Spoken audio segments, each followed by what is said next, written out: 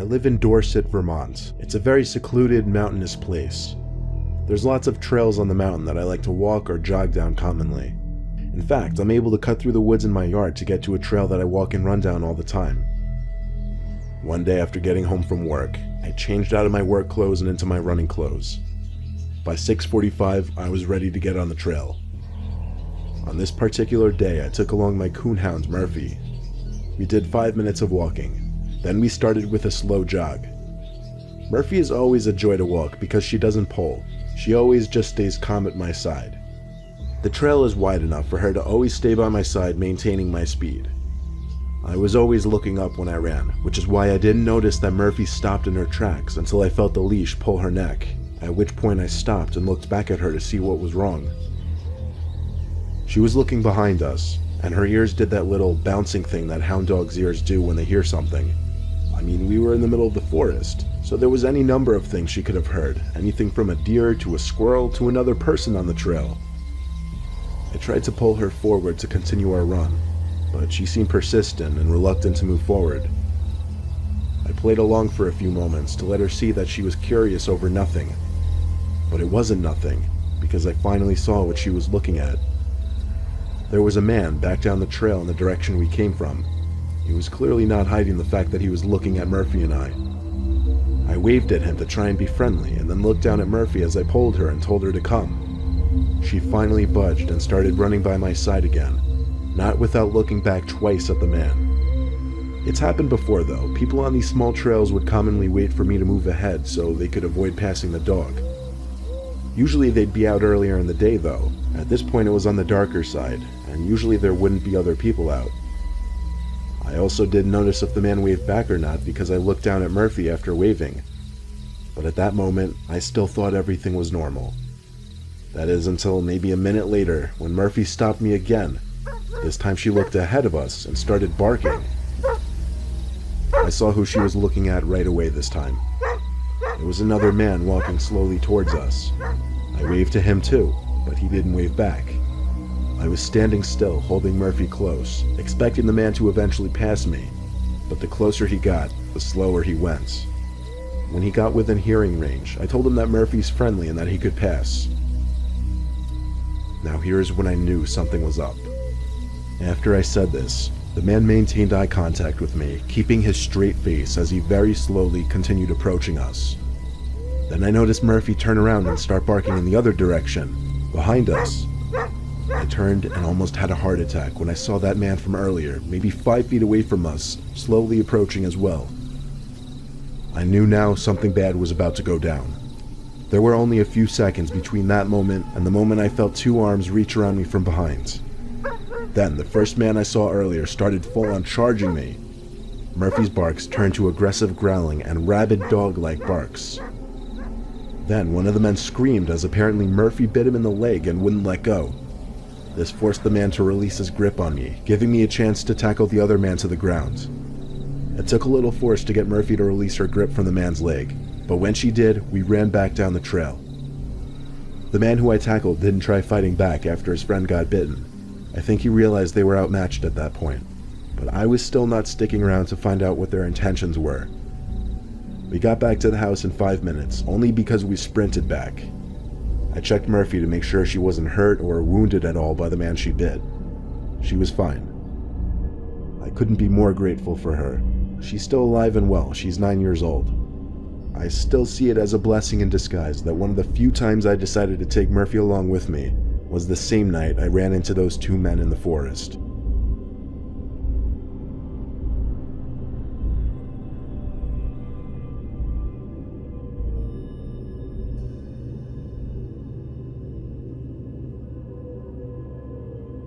My pit bull Callie sleeps in my room with me. I have a loft bedroom, meaning it's a higher level in the house than the rest of the rooms. My room also has a very large closet elevated off the ground. I keep a little stepping stool to get into it. It's mainly just a bunch of childhood toys stored in there though. One night I woke up to growling. I sat up and saw Callie standing in the middle of the room. She was looking up at the closet. Needless to say, as a 14-year-old, that scared the shit out of me to even imagine what she could have been growling at. I called her up to my bed so I could pet her and calm her down. She licked her lips and stopped growling, now looking at me. I turned to give another look at the closet door in the dark. She stopped growling now though, so I figured it was just her doggy imagination running wild. I went back to sleep pretty easily, now with Callie in the bed with me. I woke up again, God knows how many hours later, now to Callie's barking. She was in the center of the room again, looking up at the closet. I told her to shut up, and after she looked at me in silence, I heard a jar of Legos spill inside the closet. Callie started going crazy now, barking and trying to jump up the stepladder, clawing at the wall. I heard my bedroom door open and my dad came up the stairs screaming, "What the hell is going on?" I told him to check the closet, there's someone in there. He ran past Callie, up the stepladder, and pulled the door open. The second he opened that door, someone dressed in jeans, a black pullover hoodie, and black beanie pushed my dad off the step stool, causing him to fall on his back. The man in the black hoodie then took off, leaving my room down the stairs. However, Callie took off after him. I heard the two of them rushing down the stairs, but it sounded like Callie caught him because the man let out a scream of pain. My dad and I went down to the living room to see Callie with her teeth sunk into the man's arm. Blood was spilled all over the carpet. Apparently, Callie bit the man in the leg and the arm. My dad got Callie off of him and told me to take her back to my room while he called the cops. The man was moaning in pain up until the cops calmly entered the house, looked down at the man, and they picked him up together. They brought him outside, where an ambulance arrived 10 minutes later. He was taken away in the ambulance. The next few days, my dad spent talking to lawyers and whatnot in order to sue the man for breaking and entering. He ended up winning the case, obviously. He never told me how much money he got, but he sure did make it known just how much Callie saved the day for our family.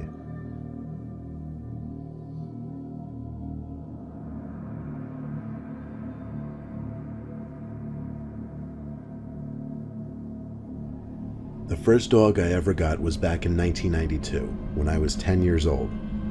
My parents finally agreed to let me get my German Shepherd, my lifelong favorite dog. Only thing, they made me walk him twice a day as the one condition to owning him, once in the afternoon and once at night. His name was Calvin. This happened on a snowy December night. I begged my dad to let me just let Calvin in the yard, but he insisted I walk him, he always did, and walking him twice a day quickly became a huge chore. I threw on my snow boots, a sweatshirt, and then a jacket over that, and finally my snow hat. I was ready for the cold snowstorm. We set out into the neighborhood streets, Calvin pulling ahead as usual. There were no cars on the road at all on this night. There was simply way too much snow. We walked down the edge of the neighborhood by the woods. I remember wanting to see if the roads had been plowed anywhere yet. We came to an intersection between two very quiet roads by the woods at the edge of the neighborhood. That's where I ran into him. I heard the sound of footsteps crushing the snow behind me. Calvin turned first and barked a couple times. It was a man bundled up in snow gear. He had a scarf covering half his face, so all I could really see were his eyes. But I could still tell he was on the older side, 40 plus. His voice was muffled through his scarf as he called to me in a friendly voice. Then he did something unexpected. He picked up some snow, patted it into a snowball, and seemingly playfully threw it at me. I dodged it, now not knowing how to react. He came closer and started to pet Calvin. I was pretty uncomfortable, to be honest. The man stood back up after petting Calvin, then put his shoulder on me and said I shouldn't be alone out here on a night like this. I think I remember telling him I wasn't. I was with my dog. There were some more words exchanged. I don't remember what, but I do remember eventually walking away from that man without saying bye. Even though I didn't look back, Calvin kept looking back, and I slightly heard footsteps in the snow behind me again, so I knew he was following me. I figured he was following me home, which is why I was caught off guard when I heard the footsteps behind us increase in speed and intensity, causing Calvin to turn and start barking. The man grabbed me with one arm and covered my mouth with his other arm. I think Calvin started biting him, but he was wearing so many layers that he was able to ignore the pain, but only for so long. The man finally let go of his grip on me and aimed his attention at Calvin by kicking at him over and over. Eventually, the man gave up and took off for the woods. Calvin pulled so hard after him his leash snapped off the collar, and off Calvin dashed, disappearing into the woods. I heard his barks fade away into the darkness as I screamed his name over and over. I returned home crying, telling my parents that Calvin was chasing after some man and that he was gone. I stayed up all night hoping he would return home. He never did. Calvin was my first dog, and losing him was my first real heartbreak. I like to think he was found and brought to a shelter somewhere, because I wholeheartedly believe that dog saved my life.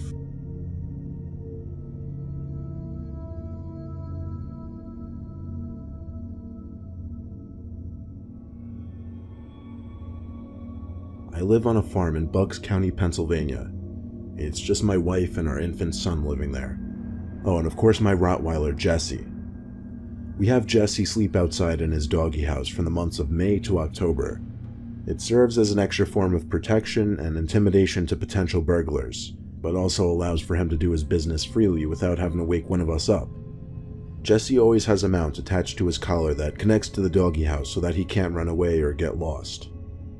Very seldom at night we hear Jesse barking, and given that he's a guard dog, he's trained to bark at suspicious people, so I always go out and check when we hear him barking.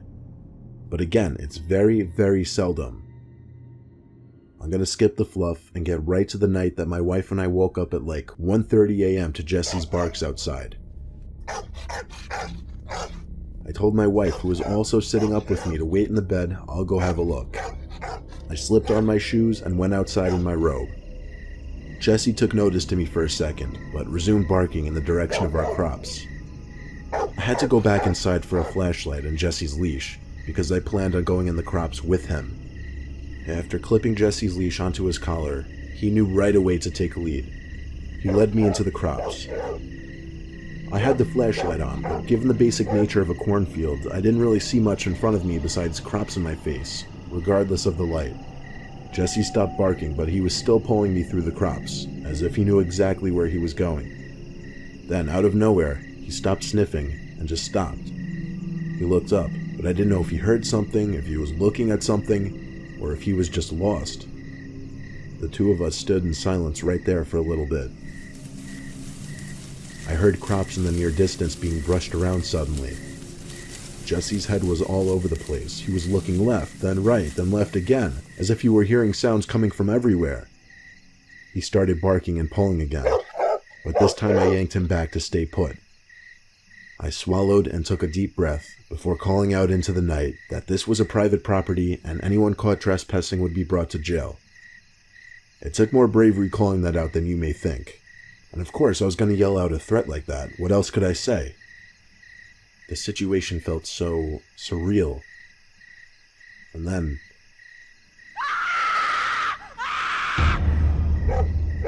it was the scream of a woman, a distressed, manic, deranged kind of scream. Jesse started pulling in the direction of the screams, but the more we ran, the further the screams seemed to get, until they completely stopped. Then Jesse once again stopped running and started looking around in different directions. Suddenly, there was the sound of someone zooming past us, rushing through the crops. In fact, they were so close I could see some of the crops maybe 5 feet from my face being brushed aside. This time, I let Jesse off the leash. I told him to go, catch them. Jesse disappeared in seconds. I heard his barks, though. He was getting further away with every passing second, until I was sitting in the middle of the crops alone, shaking in fear.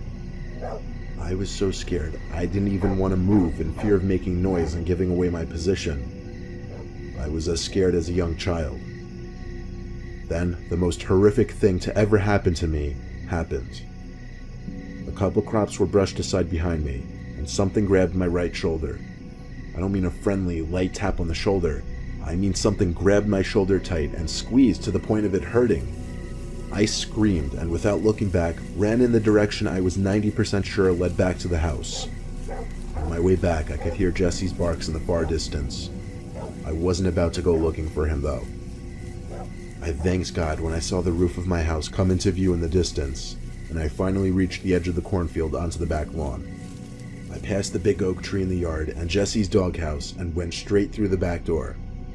I checked every door and every window to make sure they were locked. I told my wife as little as I could to prevent a freakout, but I did tell her there was someone, maybe even more than one person in the crops. We called the sheriff's office and waited up for a while, making sure no one came to either door, and in hopes that Jesse would come back. And thank our lucky stars, he did. When a deputy finally pulled up the dirt road to our farm an hour later, he found Jesse sitting on the back deck of the house. There wasn't much the deputy could do other than take down my description of what happened. He said it himself, he wasn't about to go searching around that cornfield. We let Jesse sleep inside for the next few nights for his own safety, and after almost a week of uneventfulness, things went back to normal. There hasn't been a similar incident since.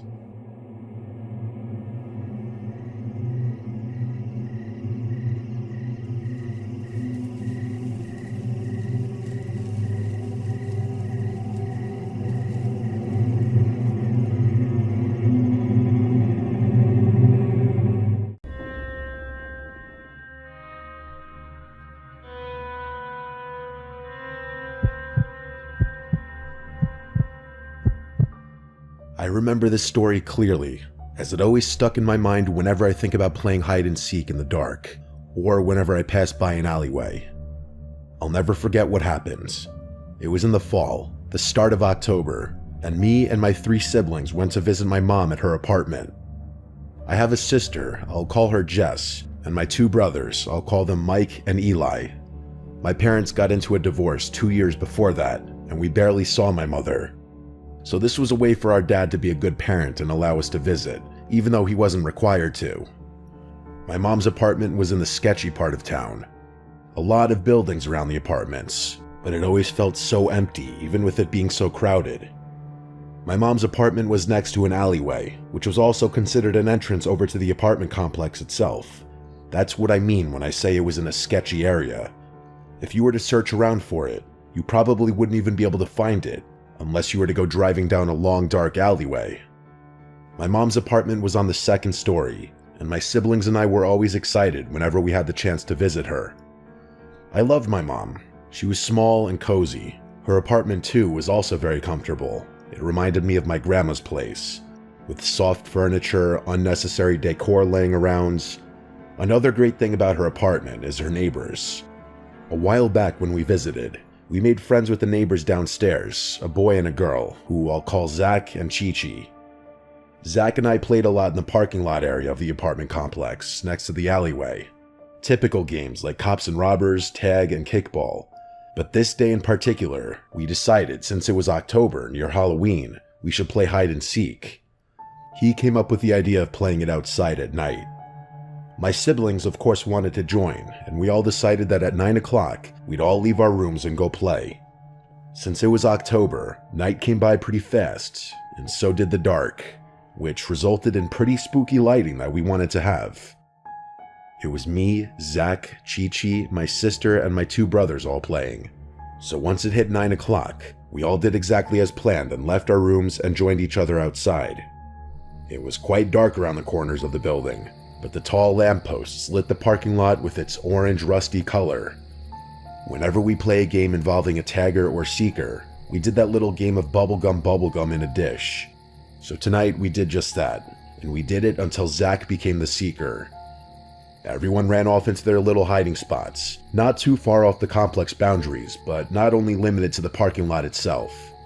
I remember I ran with my sister Jess, who I always stuck along with because she was the oldest. We ran over nearby the back of the apartment building, over by the large garbage tins. The only way to go here was to enter the long alleyway and go further down until the end of the building was exposed. And that's what we did. We figured that they wouldn't go all the way over here, so it was the perfect spot. As Zach yelled ready or not, the game began. At first it was exciting, but the excitement quickly went away once we actually started to just wait for him to find us. A lot of silence, except the noise of the night. I started to get impatient, and so did my sister, but she whispered to me that they eventually will come by and find us. But a couple minutes later, we started to get bored. I did, at least. I said, maybe we hid too well, and she laughed. She told me that maybe we should just go and forfeit since it's becoming a little late. We started to get through the garbage bags and aside the large garbage tins, and then we were dead middle of the alleyway. That's when my heart dropped. I faced the end of the alley and met a figure standing in the alley light. I knew it wasn't anyone I knew, since the person was extremely tall, as if someone put on extra inches in their shoes to look taller. And the light made it hard to see their face since it was directly from the top, and so their hair made a large shadow on it. But then I realized something. Their hair, it was an afro, and it was colorful, like a clown wig. The worst thought came into my mind. It was a clown, and looking at the clothing, it did appear to be a clown. It wasn't even Halloween yet, so why was there someone dressed as a clown in the alleyway? What was scary was that the person just stood there, not moving a single muscle, and they were staring right at us. My sister pulled me back, seeing that there was something strange going on. She told me we should probably go back with the others, and so we did. We went down the long alleyway in hopes to find our friends and brothers. Luckily, we found one of my brothers, Mike, and then Chi-Chi was also there. Mike was confused as to why we were just walking out in the open. He thought we were still playing. We told them that we saw something weird, and we explained the weird guy dressed as a clown at the end of the alleyway. Where we were at was still technically in view of the clown, and so we moved aside to show them what we saw. And that's when we started to realize the situation was much more than we thought it was. The clown was closer, watching us and waving at us. Now we saw its face. It wasn't normal makeup. It was all black, like they didn't want their face to be seen. The only feature we could notice was their eyes, which to me, as a kid, made it a lot more scary. And then suddenly Chi-Chi screamed. We turned around to her, and she screamed out loud, "There's another person watching us." And she was right. It was another person, also a clown, but with green hair and longer legs. We knew at this moment we had to go. Chi-Chi and Mike ran away, and we didn't hesitate to follow. Chi-Chi ran to her room, and we ran upstairs to ours. We then met up with Eli, who was already in the room talking to our mom. Our mom gave us the biggest hugs, and we were confused. Like, did she know what happened? Eli explained that he told our mom what happened to him. Turns out, Eli was hiding in the apartment complex's courtyard, and he heard footsteps thinking it was Zach. He hid behind the bush and barely saw the person as they stepped in front. He thought Zach was about to catch him, but then he heard Zach's voice calling Eli. Eli turned and was found by Zach, saying, "I found you." That's when he turned back and looked up, and a clown was looking directly down at him. Eli ran away with Zach, and they both went to his apartment to tell his parents what happened. We explained what happened to us, and our mom was happy that we were all okay. I wished it ended there, but it didn't. Later that night, everyone was asleep, but I got thirsty. In the middle of the night, I went to get a bottle of water from the fridge, and I heard noise coming from outside the window, and looking back now as an adult, it was very stupid of me, but I went to the noise. It was weird. I remember questioning how was it possible for something to be knocking against the window, especially at the second floor. This part is what really scared the living shit out of me. When I lifted up the blinds, I came face to face with the clown. The same exact clown my sister and I saw. He was looking right at me, and that's when I screamed and ran to my mom. She came out, and when I went to show her what I saw, like a cliche from a horror movie, it was gone before she could see it. Luckily, my mom was a good mother, and she believed me. Ever since that day, I never liked playing hide and seek in the dark, and I've hated alleyways since. I don't know how that person got up at the window, I guess they climbed, but I'm glad that nothing really happened that night besides a few scares.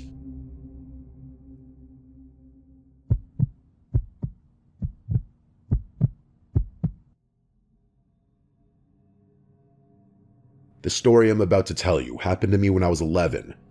I was in 6th grade. The school I attended was across the street from a beat-up looking house that honestly scared the living shit out of me as a kid. It just looked old and disgusting, and I couldn't understand why if someone was living there, why were they okay with how the outside of their house looked? Whenever me and my friends passed by that house on our way home from school, they'd make fun of it. I would scold them and say that the owner of the house wouldn't be too happy to see a couple of middle schoolers making fun of a place where they lived. Of course, my friends made fun of me for being scared of a reaction. I was a pretty big scaredy cat as a kid, seemingly afraid of an adult's angry reaction all the time, so they were not wrong. Passing that house was okay at first, but once October came and my friends were staying after school for the programs they did, things started going downhill from there. It started in the second week of October, my first time walking home from school alone in a while. As per usual, I walked by that creepy house, but this time, something was off and different. As I passed, I noticed someone from the house window was standing still, seemingly staring directly at me as I walked by. I was freaked out by that, of course, but nothing happened besides that, so I brushed it off. But it kept happening as the days went by with me walking home from school, with that same person watching me from their window. I couldn't tell if they were a male or female, but it didn't matter to me. I was scared shitless about being watched. I would tell my friends about it, and they would shrug it off and say that maybe the person was playing an early Halloween trick on me and trying to purposely scare me.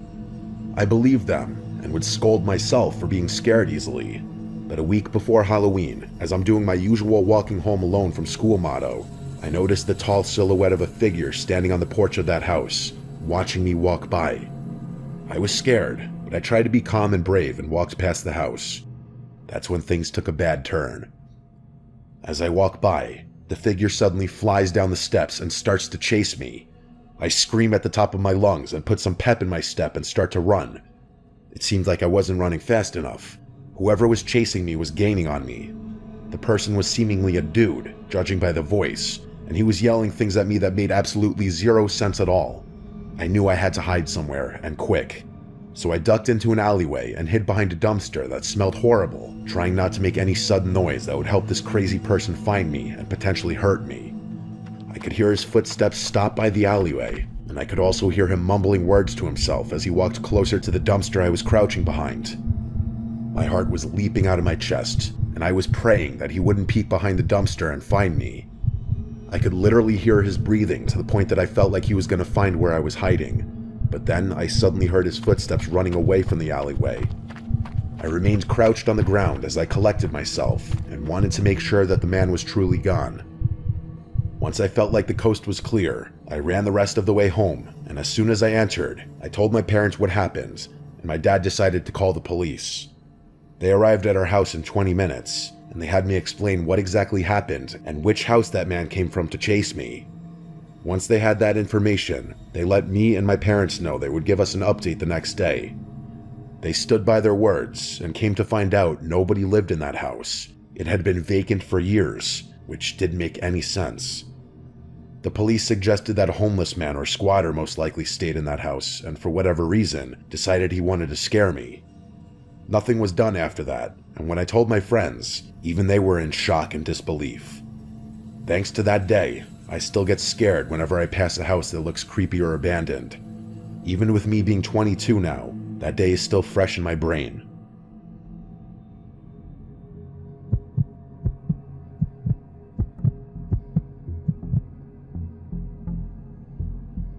I come from a rural area in Poland.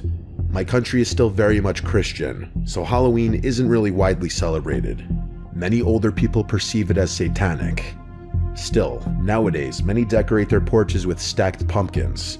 Some surprisingly made into jack-o'-lanterns, even in the countryside. At that time, I had a habit of taking my dog Susie for a walk each evening. It was mostly because Susie is rather on the larger side, and going out with her during the day was literally a nightmare. She used to hate kids and cyclists, so she would bark all the time and try to bite them. In the fall, it gets dark here pretty quickly, so 8 p.m. seems practically like the middle of the night.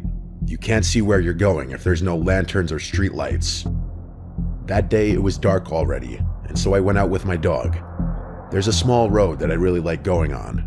It leads from the village supermarket that's quite close to my house to a church. It's not very long. It takes you maybe 10 minutes on foot. On one side of the road there's a forest, and on the other side, a large horse stud. It's pretty obvious that at night the path was practically empty, and you rarely met anyone there. I used to love the autumn vibes. Cold breeze, crunching leaves under your feet, and the feeling of solitude were perfectly nostalgic. I was walking like that, lost in my thoughts.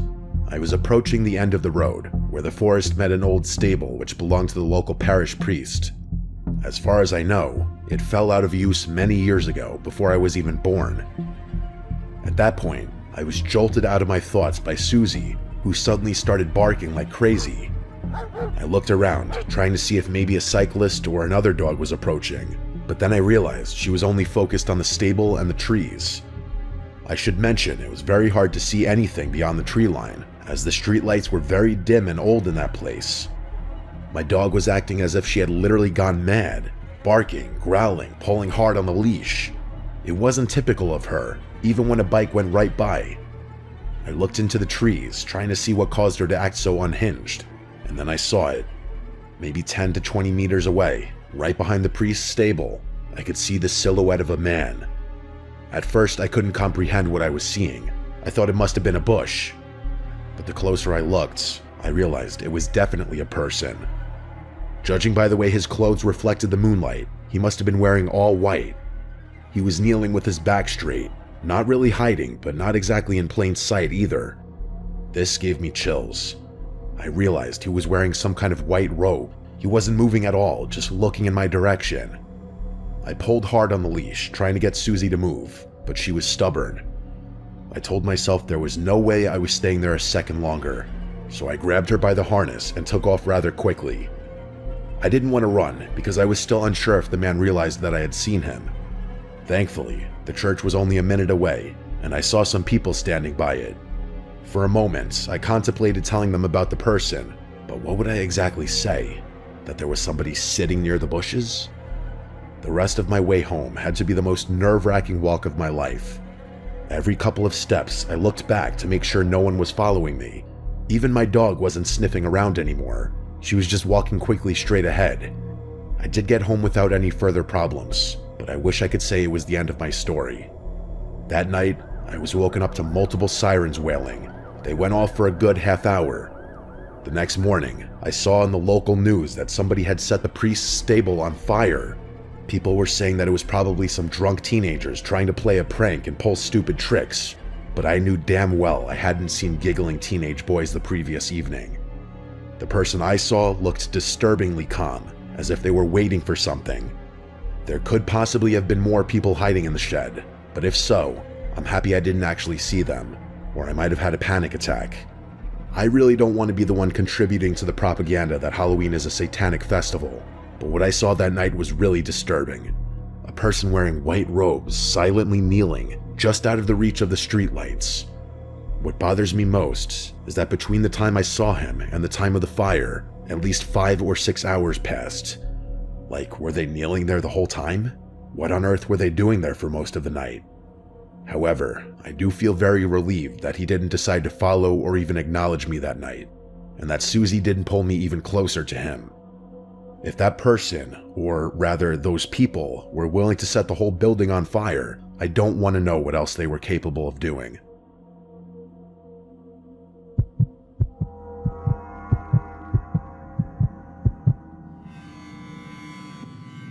Last October, I went to a pumpkin patch with my friends. It was right after school, and the air was cold and crisp.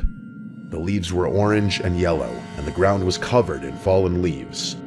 We had been looking forward to this all week. The patch was small but busy. Families were walking around, kids were running with their parents, and the smell of baked goods from a small stand filled the air. We parked and grabbed a small wagon to carry our pumpkins. There were rows of pumpkins everywhere, big and small. We walked down one row and found some nice pumpkins to pick. Everything felt normal at first. My friend Kevin dared me to pick the biggest pumpkin at the back of the patch, the one that was near a little wooded area. I laughed and agreed. The path to the pumpkin was narrow. The further we went, the fewer people we saw. The laughter and chatter from the main area faded behind us. I noticed the trees around us were thick, and the shadows were long in the late afternoon sunlight. The wind made the leaves rustle, and it sounded like whispers. I tried not to think about it. When we reached the pumpkins, I noticed something strange. Behind the pumpkins, near the trees, there was a figure. At first, I thought it was a scarecrow. It was standing very still with a hat on, and its arms were out like a cross. But then I realized it was too thin to be a scarecrow, and the hat moved slightly, like someone breathing under it. "Do you guys see that?" I whispered. Kevin turned and looked, but he shrugged. "Probably just a decoration," he said. I wasn't sure. I had a bad feeling in my stomach. I picked up the pumpkin quickly, trying not to stare. The figure didn't move from beyond the tree. It just stayed there. We started walking back to the main area, but I kept glancing over my shoulder. The figure seemed closer. I couldn't tell if it was moving or if my eyes were playing tricks on me. Kevin noticed I was acting weird. "Stop looking back," he said, laughing. I didn't want to. Something about it made my skin crawl. When we reached the edge of the pumpkin rows, I turned to get one last look. The figure was gone. I felt a small sense of relief, thinking maybe it was just a person walking behind the trees or someone's costume. We headed toward the stand to pay for our pumpkins. The path was slightly darker now. The sun was almost gone, and the shadows were thick.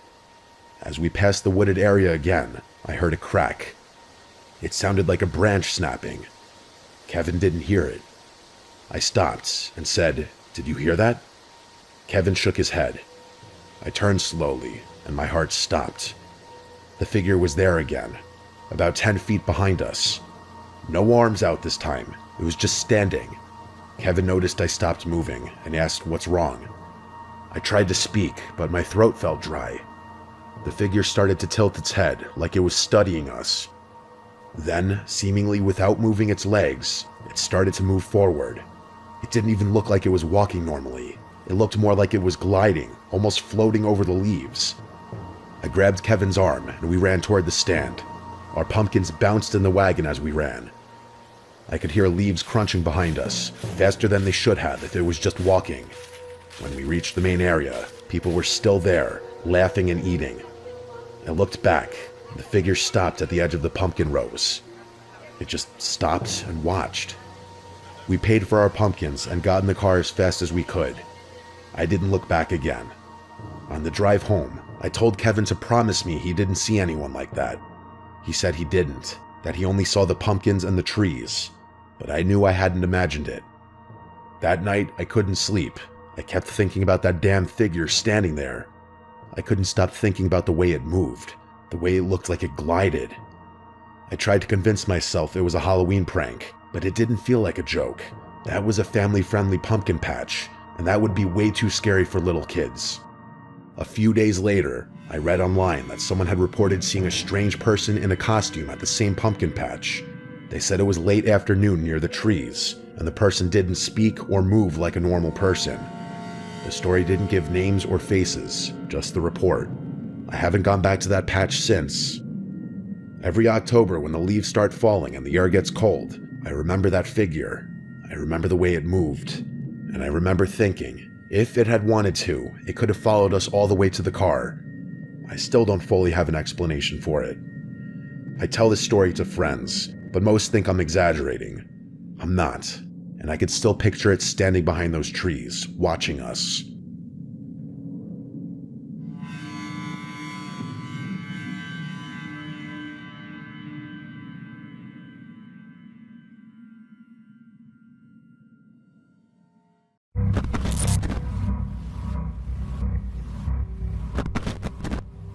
This video is sponsored by Scentbird, the only monthly cologne and perfume subscription service out there that I trust. I've been using Scentbird for the better part of a year, and finding new colognes has never been more convenient. Through Scentbird, I found all of my favorite fragrances, and I've never gotten as many compliments on my colognes as I did this past year. Scentbird carries all the top fragrance brands with over 600 perfumes and colognes and a lot of unisex options, and it delivers them right to your door for just $17 a month. With each fragrance, you'll get a 30-day supply, so you can try out fragrances before committing to a full-size bottle. Some of the scents I received this month are African Rooibos by Chris Collins and The Hedonist by Ex Nihilo. Each bottle comes with a card which explains what the fragrance smells like. So African Rooibos has a scent that mixes the aromas of cardamom, tonka bean, orris butter, black pepper, and Rooibos tea accord. The scent is rated by users as a warm, attractive scent perfect for date nights. To help you pick a scent for you, you can also go on their website and take their quiz, which will tell you which scent is the best fragrance for you based on your lifestyle. The quiz takes less than a minute and gives you personalized results based on what you're looking for. If you're interested, scan my QR code and use Nightmare Vids to get 55% off your first month at Scentbird.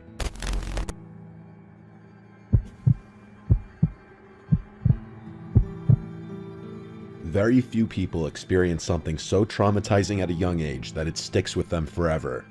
I'm one of those people. I was maybe 7 or 8 years old. My older brother and I grew up in a broken household. Our mom raised us. Our dad was a deadbeat and disappeared out of our lives. Our mom worked 2 jobs to provide for us. She'd sometimes have to work night shifts, and would usually have our grandma stay at the house on nights that she had to work. My brother Austin is 2 years younger than me. We were fortunate enough to have our own bedrooms given the circumstances. We lived in a small house, but for the 3 of us, and on our mom's dime alone, it wasn't terrible. The area in which we lived wasn't amazing though. It was a night like any other. I can't remember if it was a school night or if it was a weekend. I don't remember any tiny details like that. But what I do remember is I was in the living room with my grandma. She was watching TV and I was playing with Legos on my Lego table. I was being loud and making a mess with them because I remember my grandma kept saying, "Alex, quiet down." Austin was already in bed. My bedtime was 9:30. Given that it was probably approaching that time, I'm guessing this was a weekend night, otherwise my bedtime would have been earlier. The layout of the house was simple. Living room, dining room, and kitchen are all connected. And then there was a hallway which led to the bathroom and 3 bedrooms. Our mom's bedroom was at the end of the hall. Mine was in the middle. Our grandma would sleep in our mom's bed when she'd stay over to watch us. Eventually, I had to go to sleep. My grandma would always go to sleep early too, so right after saying goodnight to me, she would go to the bathroom to brush her teeth and stuff before going to sleep as well. I was never one to be afraid of the dark or anything. My mom says I used to be a really brave child. But that night, I woke up in the middle of the night. Something unusual for me because I remember myself being a very heavy sleeper. I heard something outside in the hallway, creaks in the floor. The wood floors in that house were always very creaky. Anytime someone walked down the hall, you'd hear it. I thought my grandma was going to the bathroom. However, the creaking didn't stop. It sounded like the creaks were moving back and forth. I got out of bed and went to the door to listen. Now I heard whispering. I was more confused than anything. I thought my grandma was talking to Austin. I opened the door and looked into the hallway, and what I saw still haunts me. There was a tall, naked, skinny woman leaning on the wall with her head between her arms. She was whispering stuff to herself. And then, like a deer in headlights, her head whipped around to look at me. I screamed for my grandma like a little girl and slammed my door shut. There were pounds on my door, and the woman on the other side was screaming a name. "Jeremy, Jeremy, open the door." I kept screaming as loud as I could for my grandma, and I heard her scream in the hallway. What I distinctly remember was my grandma screaming, "Get the fuck out of here." The woman screamed, "Where is Jeremy?" My grandma was in her mid-60s at the time, and she was still pretty quick. She yelled at me to keep my door locked, and she managed to fend off this crazy woman as she also called the police at the same time. I don't know how she did it, but my grandma was one tough woman. The woman left the house screaming Jeremy, and after locking the door, my grandma came to hug both me and Austin, who was awake and also crying from the commotion. We all sat huddled together until the police came. By that time, my grandma told us to just go back to sleep. This simply was a matter of my grandma not locking one of the doors, mixed with living in an already shady area.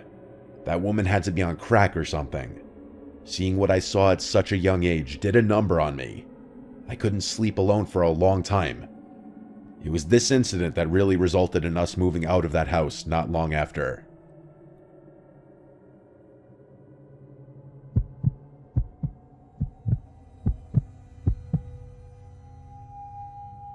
Let me give you some context before the story begins. When I was 19 years old, I lived a pretty normal life. I had just finished high school the year before the story takes place. I had always been one for horror or anything, whether it was movies, games, jump scares, you name it, and I loved it. I never seemed to be afraid of anything, and I loved that. It allowed me to go and do things that made me appear tougher to girls who I was interested in at the time or who were interested in me. I thought of it almost like a superpower. My friend had always talked about this REM-induced real-life nightmare called sleep paralysis. I, however, had never experienced such a thing. My friend Megan suffered from extreme lucid dreaming. She explained to me several times about how certain stimulators or outside factors could play into her dreams and mold them into what could potentially be a heavenly experience full of fun and wonder, or it could just as easily turn into a bone-chilling nightmare straight out of hell. Being the light sleeper I am, I saw no chance of it occurring, so I kind of just let it go right over my head.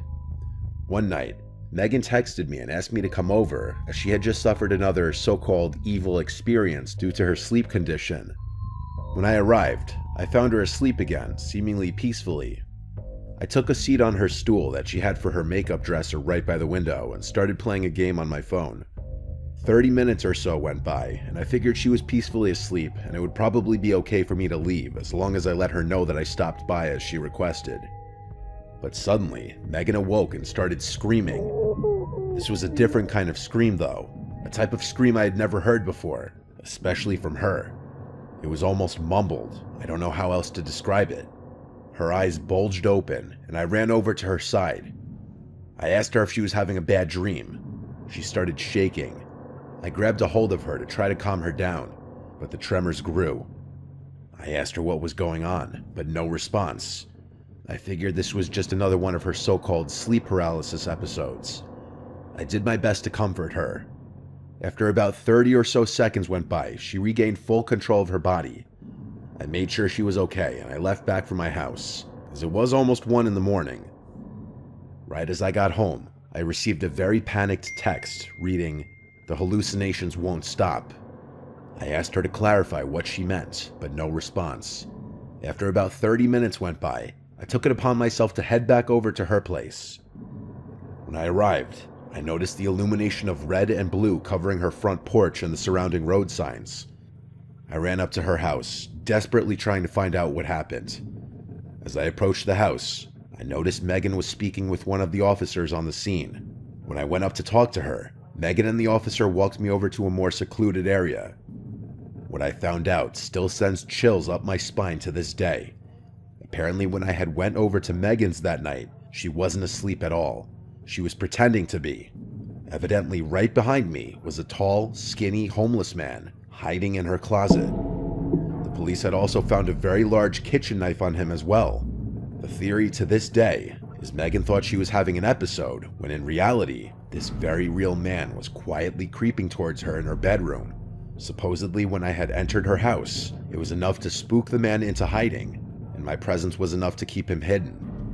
This gave Megan the time to call 911 and report the situation, which in turn resulted in the police arriving almost immediately after I had left. Thankfully, the man was taken into custody rather quickly. To this day, I don't know what to think about that night, other than I could have very easily saved her life simply by keeping her company during what I thought was a very stressful situation, which in turn could have resulted in some very scary and heinous acts that would have taken place if I had been there any later. I hope I never experienced such a thing. That would be what finally trips my fear factor, without a doubt.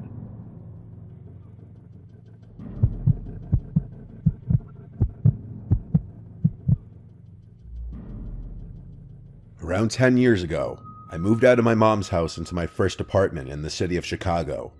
The place was a nice 3-bedroom apartment on the south side of the city in a friendly neighborhood by the University of Illinois. I lived with 2 roommates, Tom and Mike. Mike was a good friend of mine, while Tom was a good friend of Mike's, who I had not met prior, although we ended up getting along just fine. One night about a month after moving in, I met up with a few friends of mine for drinks at a bar more in the center of the city, around 10 minutes from my place. It was a good time, and I ended up getting slightly drunk before getting into a cab at 1 a.m. and heading home. Upon walking into my apartment, I noticed that Tom's door was open, showing that he was staying at his girlfriend's place, while Mike's door was closed with the light from his TV shining underneath the crack. I made my way to my bedroom and put on my own TV before lying down to prepare for sleep. After around 10 minutes, I heard my doorbell ring. Half asleep, I woke up confused as it was 1:30 in the morning, so I ignored it. A few seconds later, the doorbell rang again, and then again a few seconds after that. It's important to mention that my roommate Mike had a good amount of side cash by dealing weed to a few people. He was also a huge stoner himself, so the idea that he fell asleep while waiting for a late-night customer to come over was not out of the realm of possibility. With this in mind, I went over to my intercom and asked who was there. A girl's voice answered back, "It's Emma, I'm here to see Mike." Thinking that my suspicions had been confirmed, I exited out of my front door and headed down the stairs.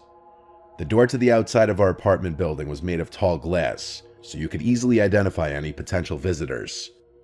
Here, I saw an attractive, college-age blonde girl with glasses waiting patiently outside. I had never seen this person before, however, she appeared to be non-threatening, and besides having random customers over to grab weed, Mike would also have some random girls over to hook up with from time to time. Because of this, I let my guard down slightly and cracked the door open. The girl then repeated what she had said moments earlier over the intercom. "Hi, I'm here to see Mike." I replied, "Okay, he's here, just follow me up," and I held the door open for her. She grabbed the handle, and I turned around to head back up the stairs. As I was walking back up, I quickly noticed that this Emma girl was not following me up. I glanced over my shoulder and saw that she was still standing outside holding the door open, only now she was staring off to her right, almost as if waiting for someone. At this moment, a tidal wave of fear crashed over me as I realized something horrible was more than likely about to happen. I continued walking up to my place, quicker now. After turning the corner of the stairs, I heard the door swing open and then heavy footsteps running up the stairs behind me. I looked over my shoulder again, and what I saw shook me to my core. A tall, gangly man with sunken-in eyes, greasy long hair down to his shoulders, was running up the stairs straight at me. He was wearing a sleeveless black t-shirt, and apart from the cheap-looking tribal tattoos I saw creeping up his arms, I noticed he was also holding what looked like a lead pipe in his right hand. At this moment, my body shot full of adrenaline as I turned around and raced back up the stairs and into my apartment.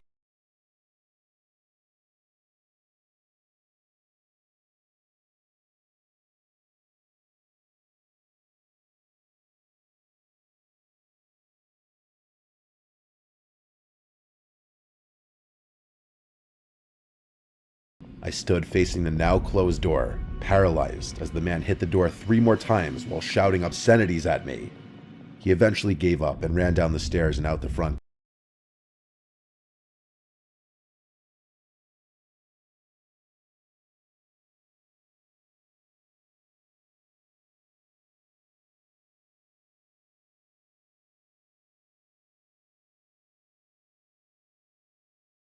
Instead of going down to let her in himself, Mike buzzed her up after just hearing her name, with his train of thought being him thinking that she was a friend of mine.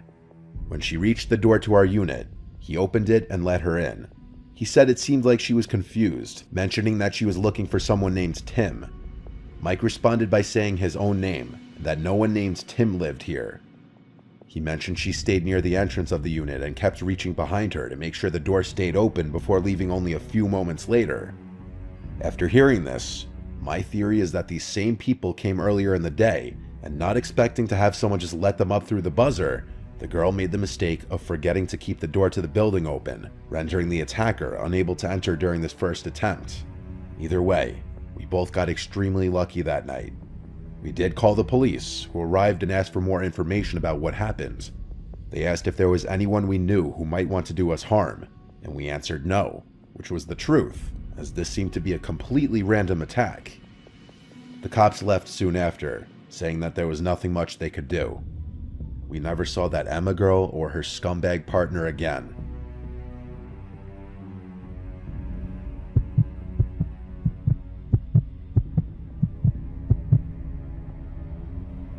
This story happened to me 4 years ago when I was in my mid-20s.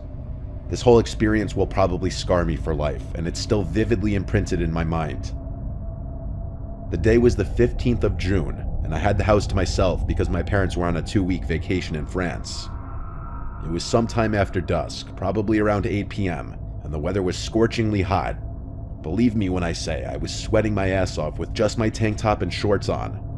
The heat was so unbearable that I allowed in some fresh air, opening all the living room and bedroom windows, planning on closing them right before hitting the hay.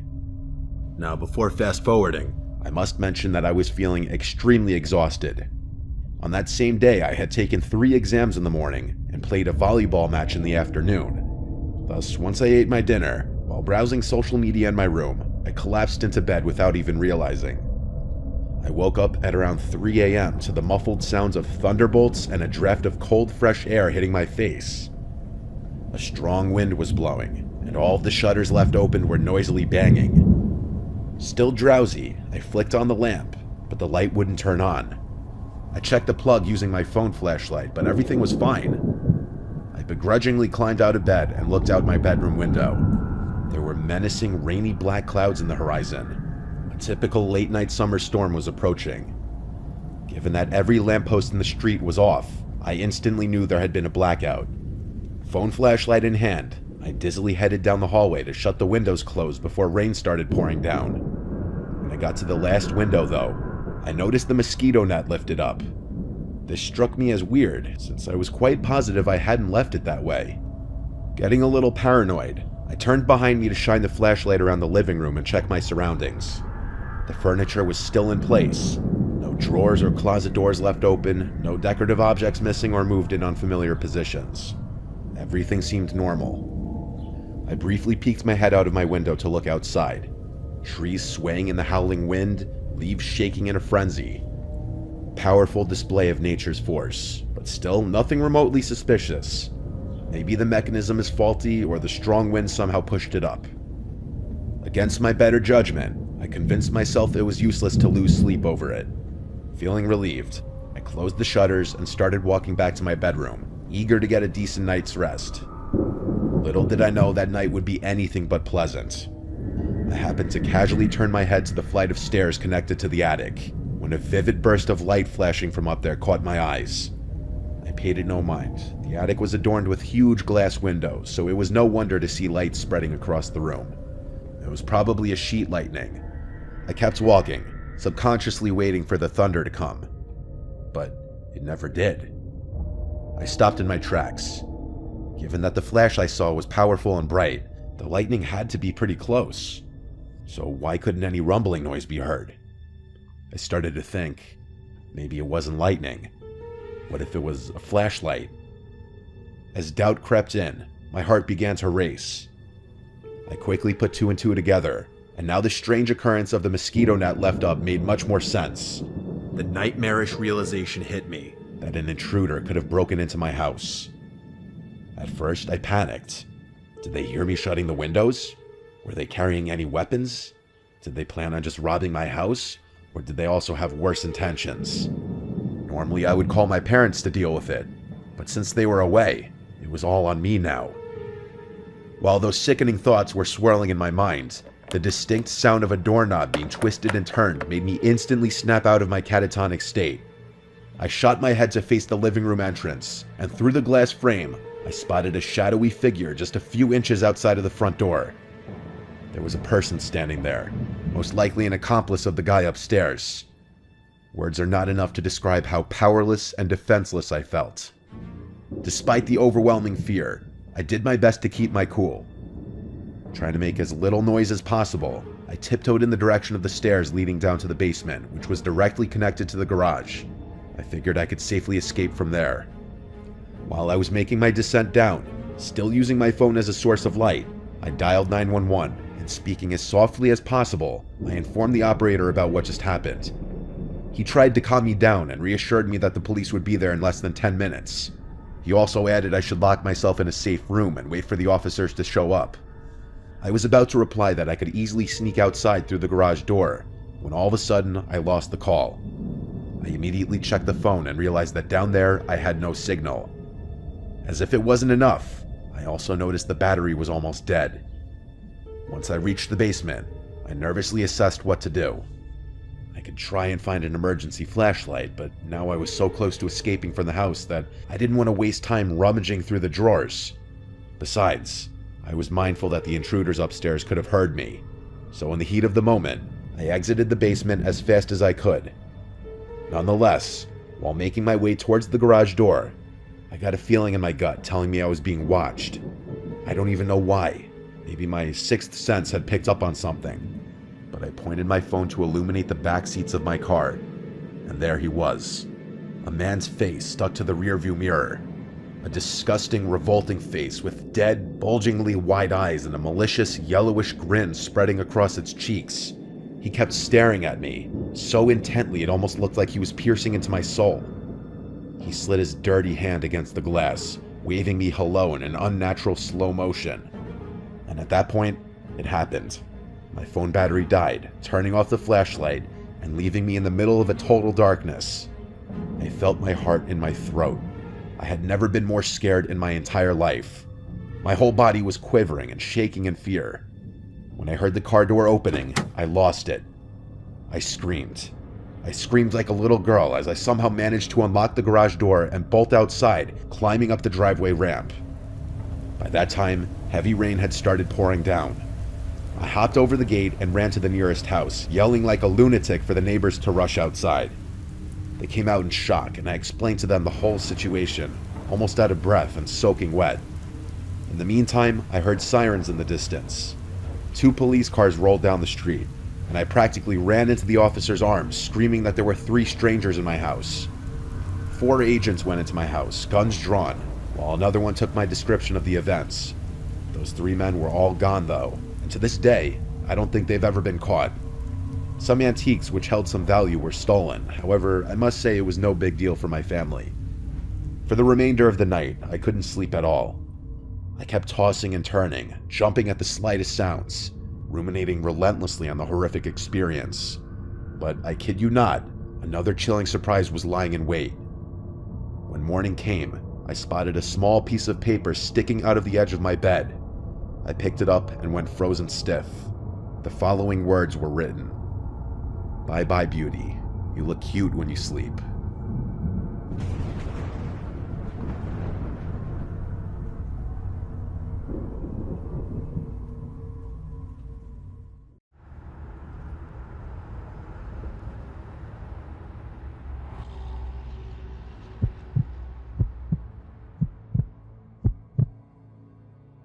It was about 4 in the morning one Saturday, and I was driving to work down the interstate. I was in the middle lane moving pretty quickly because I was already running a bit late to work that morning. So when I noticed a car in my left mirror catching me pretty quickly, I was almost alarmed. I had to already be going like 75 to 80, so he had to be going anywhere from 90 to 100. The car quickly caught up to me. It was a gray Honda Accord coupe. I took a look into the car, curious to see who was behind the wheel. Even though it was still dark out, I could see the driver looking back at me as he passed. Then I noticed someone in the back seat too. It was a young woman who appeared to be banging on the back window. Initially I didn't understand. I assumed it was a girl messing with me or whatever. It's usually not a person's first instinct to assume something sinister is going on, but when I saw the driver apparently push her down under the window and the car swerve at the same time, then I knew something was wrong. That woman was trying to get someone's attention and call for help. I started to speed up a little bit and got behind them so I could keep up. I could see the driver continuously reach into the back of the car with a swinging motion. He looked to be hitting her. I could see her arms flailing in the back of the car. I was in complete shock. I was actually witnessing a kidnapping right in front of me. As I was behind them, matching their speed of about 95 miles per hour, I took out my phone and called 911. As I was on the phone, the car in front of me's brake lights lit up and he started to slow down to a gradual stop. He definitely noticed that I saw what was going on and thought that I was following him. As much as I wanted to save that woman's life, I didn't know if the driver was armed with a gun or not, so I pulled around him and floored it. I wanted to keep behind them though, so I pulled off the next exit, but didn't go entirely up the exit ramp. I waited for the car to pass by down the highway, then I drove over the grass and back onto the highway and began to floor it to catch up to the car, all while still talking to 911, telling them where we were, what kind of car they were in, and how fast we were going. I was easily going 90 again to catch up to them. As I caught up to the car again going at insane speed, he noticed me again even before I got too close. He started to brake in front of me again. I tried to go around him but he cut me off. I had to stop. He got out from his car and started running towards my car with something in his hand. And in a panic, I threw the car in reverse until he stopped chasing me. Then I put it back in drive before he could get back in his car, and I drove quickly past him. The 911 operator told me there was a state trooper not far ahead from our location, and to just keep driving until I passed him. The man in the car behind me continued to follow me, both of us still going at an insane 90 miles per hour plus. I felt the weight of 1,000,000 pounds released off my shoulders when the flashing blue and red lights appeared in my rearview mirror behind the car chasing me. With me in front of him and the cop behind him, he didn't have much maneuverability, and he quickly pulled over onto the grass. I pulled over in front of him, but with at least 2 cars worth of space between us, because I still didn't know how this was about to go down. Luckily, the cop with his gun drawn got the guy out of the car with his hands up. By then, I got out and watched the whole thing. He was on the ground in cuffs now, laying on his stomach. Another police car showed up, and another cop entered the scene. The woman in the back of the car was let out. She was badly beaten, in tears, and extremely ecstatic to be saved, and she kept praising me for saving her life. The driver of the car was her ex-boyfriend, who had come to her house, and when she refused to talk to him, he attacked her, grabbed her, and threw her in the back of his car, which had the child locks on. It's scary to think where he might have been taking her, or what he was planning to do to her, if I or anybody else didn't witness her screaming for help in the back of the car.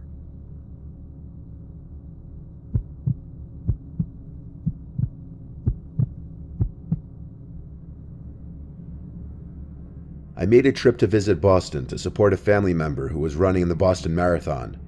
I was driving from Chicago to Massachusetts and had to take Route 20, possibly the longest highway in the United States. I don't much like flying, so I decided to start driving around 3 p.m. after work. My GPS was telling me it would be a 15-hour drive, so knowing how I drove, it would probably be 14 hours. My ETA was telling me 6 a.m. I was expecting 5 a.m. if I didn't stop. I'm the type who doesn't like to make many stops on long car rides. I like to just bang out the whole ride in one go. Most of Route 20 is open land, and there isn't a whole lot of traffic in a lot of it. I'd say 10 hours in, around 1 a.m., I was basically one of the only cars on the highway. I had music blasting to keep me awake.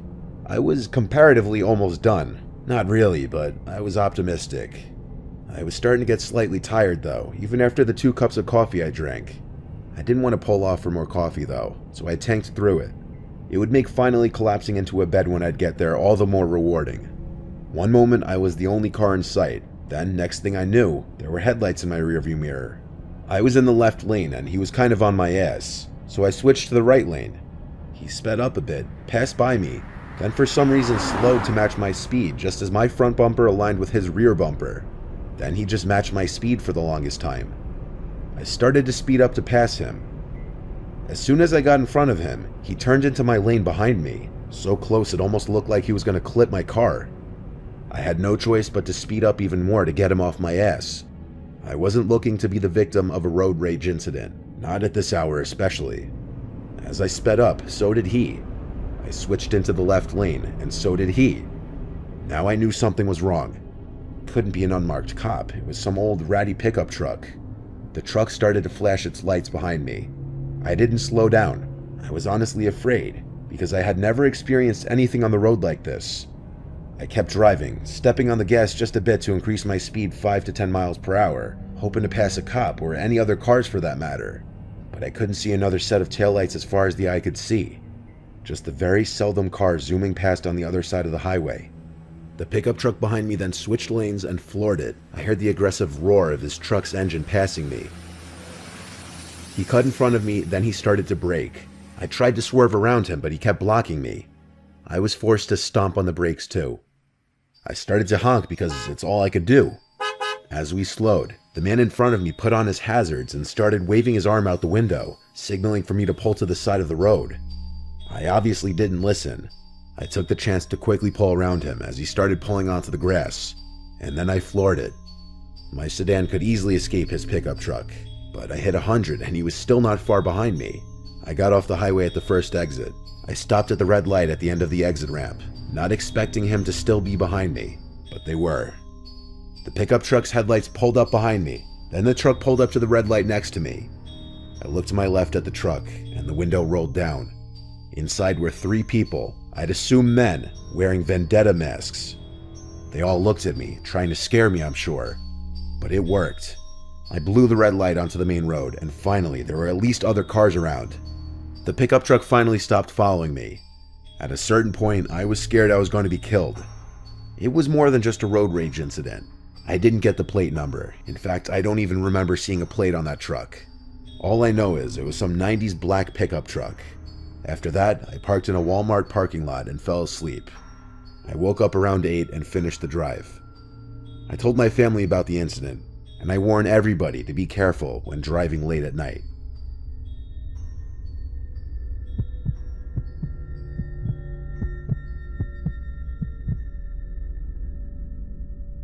was a Tuesday night in March. I was driving back from a friend's house in the city, a trek that would take me about an hour in decent weather, but a deep fog had set in on the long, lonely highway. After midnight, this particular stretch of road was often abandoned, save for the odd semi, their plates showing unfamiliar lettering and colors from places I'd never been to. It was 1 a.m. It had been a long day, wandering around for hours with my friend, shopping, checking out new cafes. It had left me tired. My eyelids were heavy, and the impenetrable fog made the highway an unending, drifting mass of hypnotizing gray. I drove cautiously, at times slowing my speed to a steady crawl and flashing my hazard lights to let anyone behind me know I was there. Suddenly, a vehicle appeared, its wheels half on the highway and half on the shoulder. I slammed on my brakes and pulled over behind it, narrowly passing by the bumper. My heart was beating heavily after the near miss, so I put my car into park to catch my breath behind the black sedan. I watched as the car began slowly rolling forward off the road, so it was fully parked on the shoulder. The car sat for a moment, then the driver's side window rolled down. An arm appeared and did a waving motion to pull over. At this point, the adrenaline from the sudden stop was still pumping through my body, and it made sense to move further off the road. I followed the car as it took a slight turn onto a side road. It came to a stop and the driver's side door opened. The driver walked towards me through the fog, a tall, lean guy wearing a black winter jacket and jeans. He looked younger, 30-ish, and he was smiling as he approached my car, illuminated by my headlights. I rolled down my window a crack, thinking maybe he was coming up to apologize for his unsafe parking. He got to my window and then motioned for me to roll it down further. I shook my head no, feeling uneasy, and told him I would be able to hear him. He asked where I was heading, and I said home. He said the fog wasn't supposed to let up anytime soon and that it wasn't safe to drive in. I let him know I was okay with it. He raised his eyebrows and asked why I pulled over then. I didn't want to start anything with this man, so I lied and said I had gotten a phone call and needed to pull over to answer it. He smirked, and it felt like he could tell I was lying. He said he lived with his wife and son just down the road, about 5 minutes, if I wanted to wait it out. I shook my head again, but he wasn't taking no for an answer. He tried to scare me, saying how it's 10 times more likely for me to die in a car crash when it's foggy, and that I looked tired and I should really think of my family before getting back on the road. I held my ground. He was getting angry. He began looking back at his car, and I saw someone move in the passenger seat I hadn't seen before. Suddenly the man was grabbing at my door handle, trying to open it. Thankfully it was locked. The passenger door to the car opened and another man came running towards me with a baseball bat. I put my car in reverse, and the driver yelled something at him as I hit the gas. He took a swing at my car but missed. Luckily, I hadn't pulled too far off the highway, but it was hard to tell where this road ended and the highway began as I backed up in the heavy fog. I turned my wheels and put my car into drive, praying there was no traffic coming up behind me. I floored it as I haphazardly merged onto the highway, not looking back.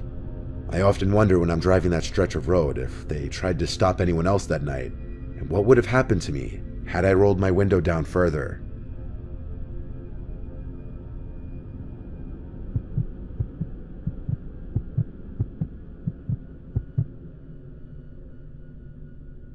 Scary things can happen on the road at night.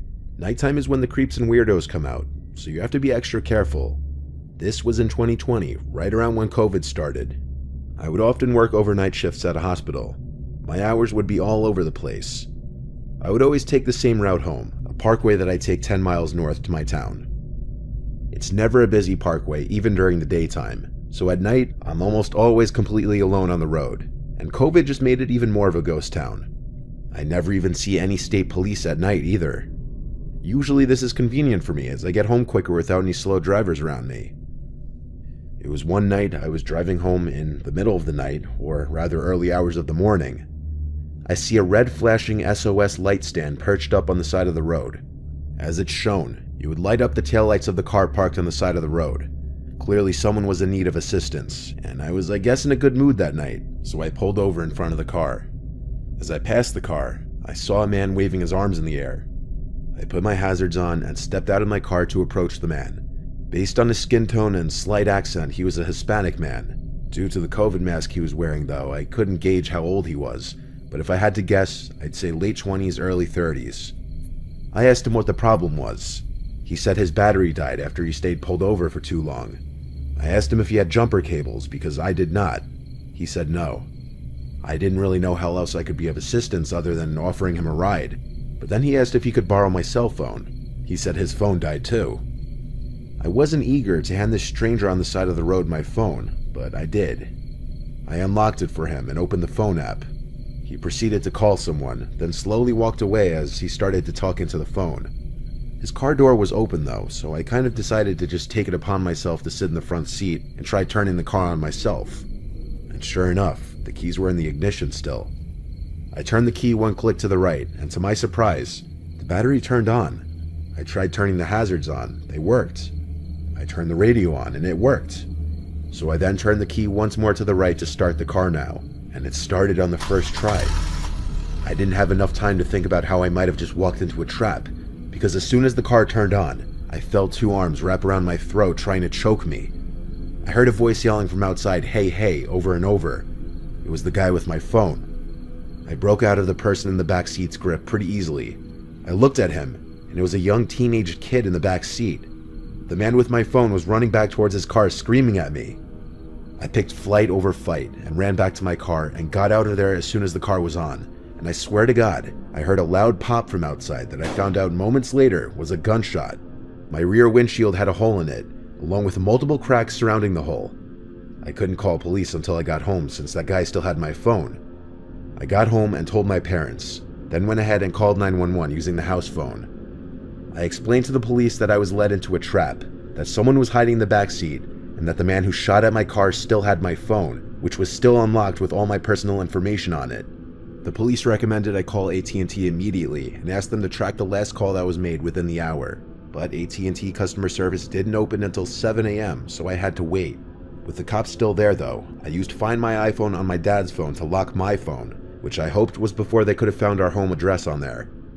Come 7 a.m., I called AT&T to ask if they could track the last call made, but there were no calls logged since my phone call with my mom earlier the previous day at work. That meant the man never actually made a phone call to anyone, and I found out some more horrible news. All the Bitcoin I was holding in my Coinbase account was gone, many thousands of dollars worth of it, sent to some random Bitcoin wallet address, completely untrackable. The phone's location stopped updating once the thief either disposed of or turned off the phone. I never got it back. A week after this incident, I woke up to my mom's concerned voice. My dad knocked on my door and told me to come downstairs and outside. I was scared, but I followed him. He said he and my mom heard someone in our backyard, but when we checked, we didn't see anyone there. My mom wanted to call the cops, but my dad said we'd hold off until we heard another noise, which we never did. I don't know if what they heard was a person, but if it was, I really hope it wasn't that man who had my phone. My address was saved everywhere on that phone. Regardless, it's been 2 years now, so it's obviously over. Still, I will never stop to help somebody on a highway at night ever again.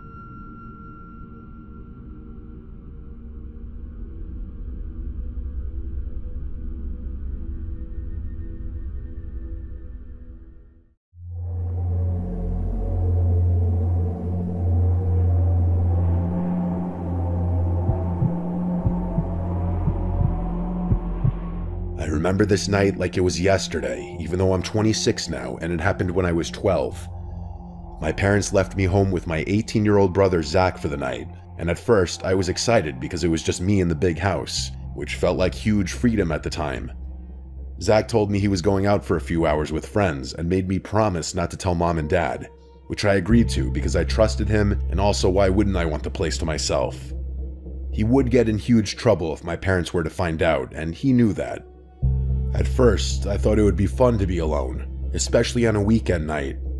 I ended up in the den where I decided to watch a scary movie. At that age, while home alone, not the best idea, which I learned the hard way. I had never been home alone for this long before, especially at night, and honestly, halfway through the movie, I started getting scared. Not entirely because of the movie itself, but because of the way the house sounded. The random creaks in the floor, the wind brushing against the windows, even the fridge clicking on periodically. Every time the movie made a loud sound, I would flinch, and I would look over my shoulder to behind the couch to the half flight of stairs that led to the main floor, expecting to see someone there. Eventually, I couldn't take it anymore, and I didn't know why I was subjecting myself to scaring the crap out of myself. I turned off the TV and ran upstairs to my room like a scared little kid running from imaginary demons that follow you the second you turn off the lights. When I got to my room, I went into the bathroom that connected both to my room and my parents' bedroom, where I brushed my teeth as fast as I could and tried to calm down. After that, I went into my room to play Call of Duty Zombies on my Xbox 360, thinking it would make me a little less scared. I played for a few hours, losing track of time and focusing on the game. Eventually, my team and I died on zombies, and I got frustrated. I decided it was late and I should go to sleep, though. Not long after that point, I felt the vibration of the front door closing, and I assumed it was Zach coming back. I lay there awake, listening to the sounds of my brother moving around downstairs, which was odd because usually when he'd get home, he'd go right upstairs to his room. But there were weird sounds coming from downstairs for too long where it started getting unusual. They were subtle, little footsteps or indescribable thumps and thuds. I felt my stomach start churning a little. That stupid idea to watch that scary movie was really getting to me. I got up and went to the window to look outside, expecting to see Zach's car in the driveway where he usually parked, but it wasn't there. That's when the real panic set in. I had no cell phone at the time, I was only 12, so I had no way to contact my parents or Zach without leaving the bedroom and going to one of the house phones, which felt impossible at that moment. I quietly tiptoed to my bedroom door to confirm that it was locked, knowing that the lock could be unlocked from the other side with just a fingernail. I knew that if someone wanted to get in, they easily could. I looked around and decided the only safe place to hide was the small crawl-in closet built into the wall of my room. I squeezed inside, shut the door carefully from the inside, and tried to calm myself as I listened. It was at this point that I vividly remember hoping that I was just being overly paranoid and that it actually was Zach. Maybe he parked on the side of the house instead. Seconds later, I heard someone fumbling with the door, trying to get in. And then moments later, the door opened. The person was inside my room, and I had no idea who it was or what they wanted. I stayed completely still, listening to footsteps moving around my room, feeling the floorboards creak beneath the weight of someone walking, and hearing things being moved and shifted around. Every second felt like an eternity. I was terrified that the closet door could open at any second and I could be dead. I still prayed it was my brother, but I stayed quiet, barely breathing and hoping that whoever it was would leave. I could hear them dragging something across the floor at one point, which made me even more nervous. I felt like hours had passed, though it was probably only minutes. Eventually, I heard footsteps receding and moving away from my room. I stayed in the closet for what seemed like forever, likely 2 hours, until finally, I heard Zach calling my name from across the house. His voice sounded urgent and pissed off, and a few moments later, he came into my room and called my name again. I stepped out of the closet, and the first thing he did was yell at me, asking what I was doing in there and what I had done to his room. It was this moment that confirmed to me that it was in fact not my brother who was in the house. I explained the situation as quickly as I could, still shaking and unable to stop my hands from trembling. Once he understood, we both got up and started looking around the house together. That's when we realized how bad it really was. Drawers had been pulled out, some of our electronics were missing, including TVs and gaming consoles. It was clear someone had been through the house and had taken things that were valuable. Zach immediately called the police, knowing that this was serious, and we waited together, still on edge, checking doors and windows to make sure nothing else was taken. The police came and made a report, writing down everything that was missing and asking us questions about what happened. They told us they would investigate, and that we should wait for our parents to get home. Around 4 a.m., our parents arrived. My dad was furious and went straight for Zach, smacking him square in the face for being such a careless idiot. Not only leaving me alone, but leaving the front door unlocked. My mom checked on me, gave me a hug, and told me she was just glad I was safe. Zach was forced to pay monthly rent from that point on to slowly pay back for all the things that were stolen and treated with extreme caution after that night. I, on the other hand, was not punished at all. I was just shaken up, terrified of what had happened, and the whole experience stuck with me for years. Every time I thought about it, I could feel the fear all over again, remembering hiding in that closet and hearing someone walking around my room, not knowing if I would make it out alive. It was by far the scariest experience of my life, and it has stayed with me even now.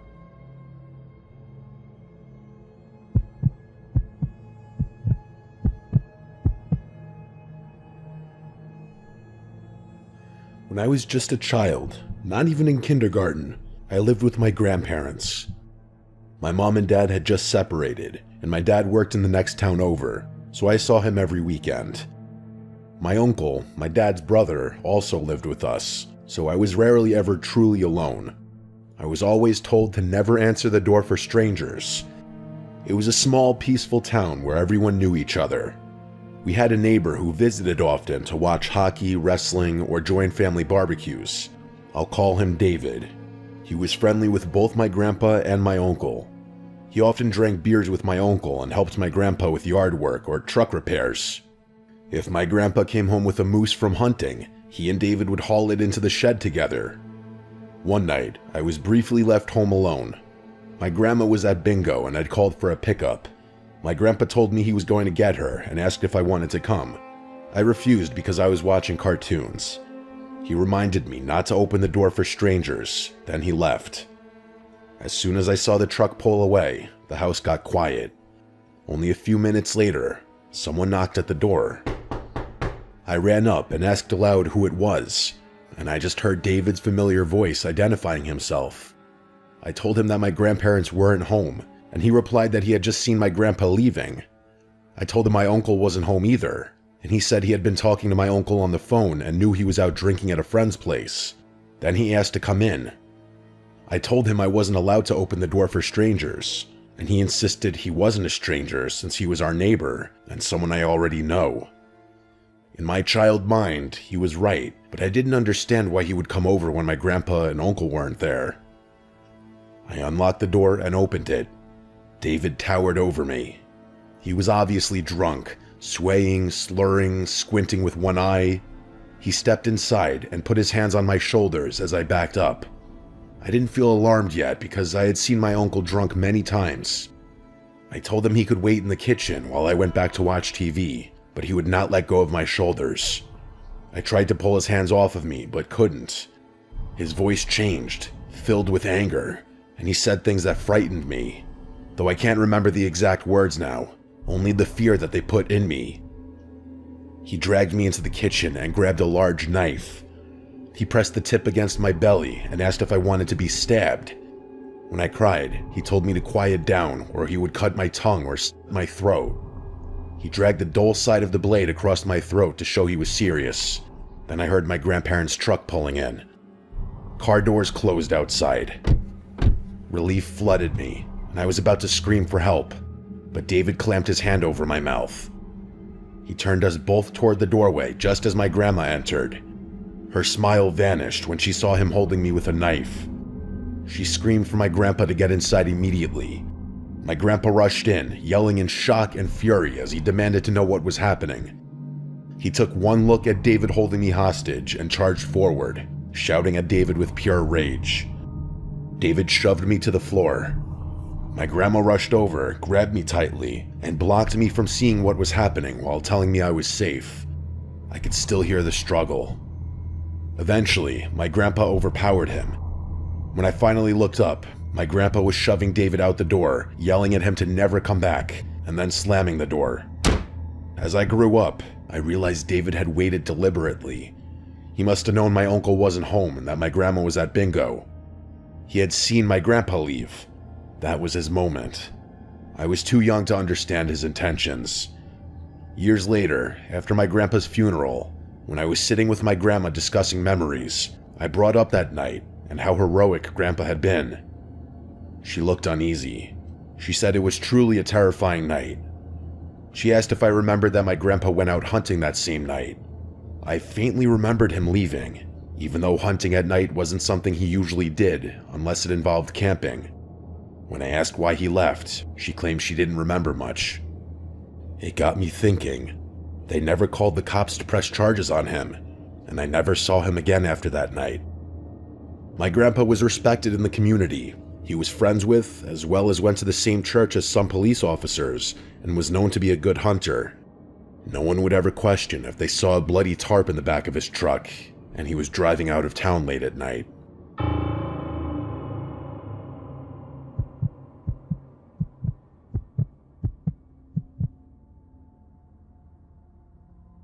This story happened a few years ago during spring break in 2020 when I was 15.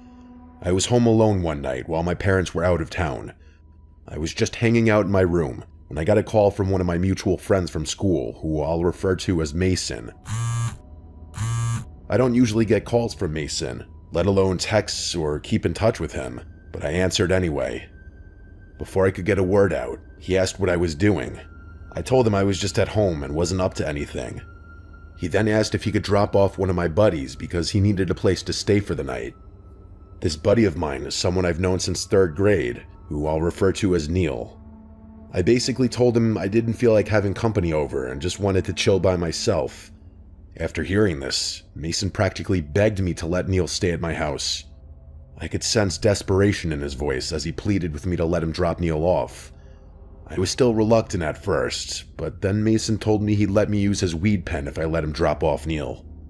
After he said that, I caved and told him they could pull up. Looking back, I realized how dumb I was to let something like that persuade me, considering what happened next, but I was a stupid pothead at the time, so what can you do? Neil has always been very outgoing, almost with zero filter, and he doesn't care what others think about him. So when I heard from my brother and other friends the week prior that he had started acting really weird in his classes, I didn't think much of it at first. I asked my brother to elaborate, and he told me that Neil would sometimes start laughing or clapping out of nowhere, even if the classroom was completely silent, and he would sometimes say very strange things to people for no reason, like claiming the basketball coaches were Freemasons trying to convert him.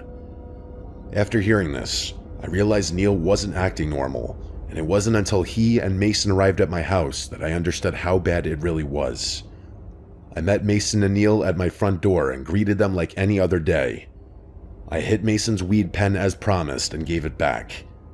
As Mason was about to leave, he grabbed Neil by the shoulders in a very serious way, tears forming in his eyes, and he pleaded with him not to do that thing. Neil looked at him blankly and casually responded that he understood. I really should have asked what was going on, but for some reason, I didn't, and I let Neil inside as Mason left. After I closed the front door, the first thing Neil asked me was whether all the doors in the house were locked. Red flags immediately went off in my head, and I knew I had just gotten into something bad. I told him they were locked and asked why. He asked me to check, so I led him down the narrow hallway by the front door to show that the back and laundry room doors were both locked. He didn't say anything after I confirmed it, and we stood in silence for a few seconds. Then, out of nowhere, his hand shot up like he was raising it, and he put on this eerie, toothy smile that I can still see clearly in my mind. He held it for a few seconds before lowering his arm without saying a word. I forced a fake chuckle to make the situation seem less weird. Then, Neil asked for some water, so we went to the kitchen. As I grabbed bottles from the fridge, I noticed him lingering by the drawer with silverware, including the knives. I watched as he slowly opened the drawer and reached for a steak knife. Without thinking, I ran over, grabbed his hand before he could take it, and slammed the drawer shut. Neil didn't react or move. He just stared at me and let out a chuckle like he was pretending it was a joke. At that moment, I could feel my heart pounding in my ears, and I was frozen in fear. The kind of fear people describe in life or death situations.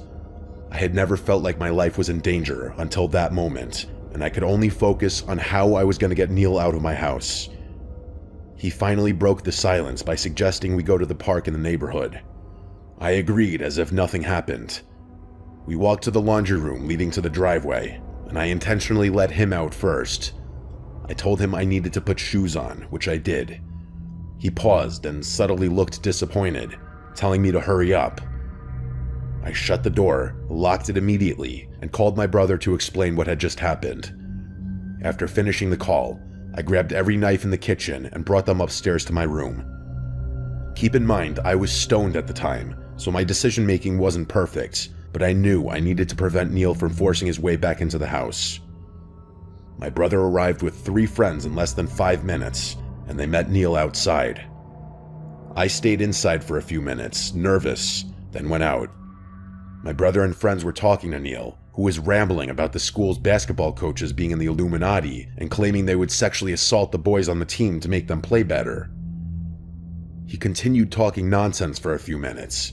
Then we decided to get him home, because there was no way I was letting him stay under my roof after what had happened.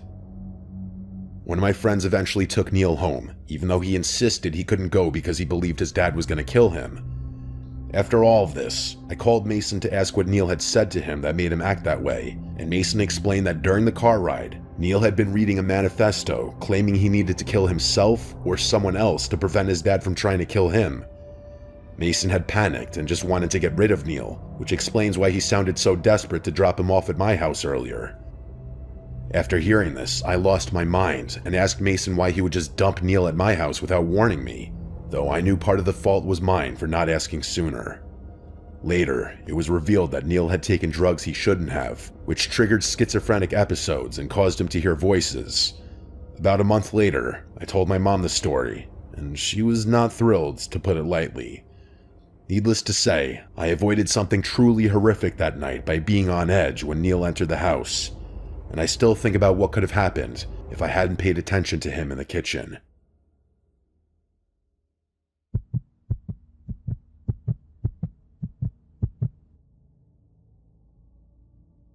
I was 10 years old when this happened.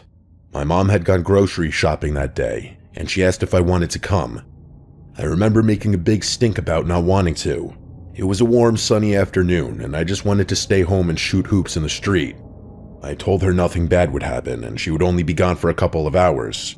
She finally gave in and let me stay. As soon as she pulled out of the driveway, I grabbed the old basketball from the garage and started shooting around in the street where we had a hoop set up. I shot around for a while, doing little games with myself, pretending I was down by 1 with a buzzer shot. I was sweating a little from running back and forth, and at one point I stopped to catch my breath. I bounced the ball lazily and looked around the neighborhood as I caught my breath. That's when I looked up toward the house. At the upstairs window, someone was staring down at me. It was only a shadow behind the glass at first, like someone was standing back from the sunlight. I stared for a good second or two before the shape shifted slightly, and I realized it wasn't some kind of trick from the sun. Someone was up there at the window, looking out at the street. None of my family was supposed to be home. My sister was at college, my dad was at work, and my mom was across town buying groceries. I dropped the basketball without meaning to. The window was my sister's room. The blinds were half open, and the figure was right behind them. I say figure because that's all I saw, no distinguishable features. I didn't know what else to do except run inside and see who was home. I ran around the side of the house and through the backyard gate. I burst inside and slammed it shut behind me. I yelled up the stairs asking who was home. My voice cracked when I yelled it. For a second, I didn't hear anything. Then a voice answered from upstairs. It said, "Brad, come upstairs." It wasn't my mom, it wasn't my sister, and it wasn't my dad. It was deeper than any of their voices, but not deep like a grown man trying to sound scary. It sounded like someone trying to sound normal. I didn't go anywhere near the stairs. I ran straight through the house, grabbed the house phone off the kitchen counter, and sprinted back outside as fast as I could. I called my mom and told her someone was in the house, and she didn't believe me at first. She told me that's not something to joke about, and she said that she was almost done shopping. But I started basically crying into the phone, telling her I wasn't joking, telling her I heard someone call my name from inside, and they're at the upstairs window. She finally believed me when I started sobbing and begging her to come home. She said she was leaving the store right now. After she hung up, she must have called the police, because a cop car pulled up at the same time my mom's car turned into the driveway. She ran to me, asking where I saw the person. I pointed to the upstairs window. The police went in first. My mom followed them inside after a minute or two. I waited out front. I didn't want to go back in there. For 10 minutes, I just stood there, staring at the upstairs window. No one appeared at it again. Eventually, one of those officers came out and told me it was safe to come inside. I went in and pointed upstairs to the room where I saw the man. They checked the closets, under the bed, behind the dresser. They even checked the attic. They checked every room in the house. They didn't find anyone or anything. After the police left, my mom started acting doubtful again.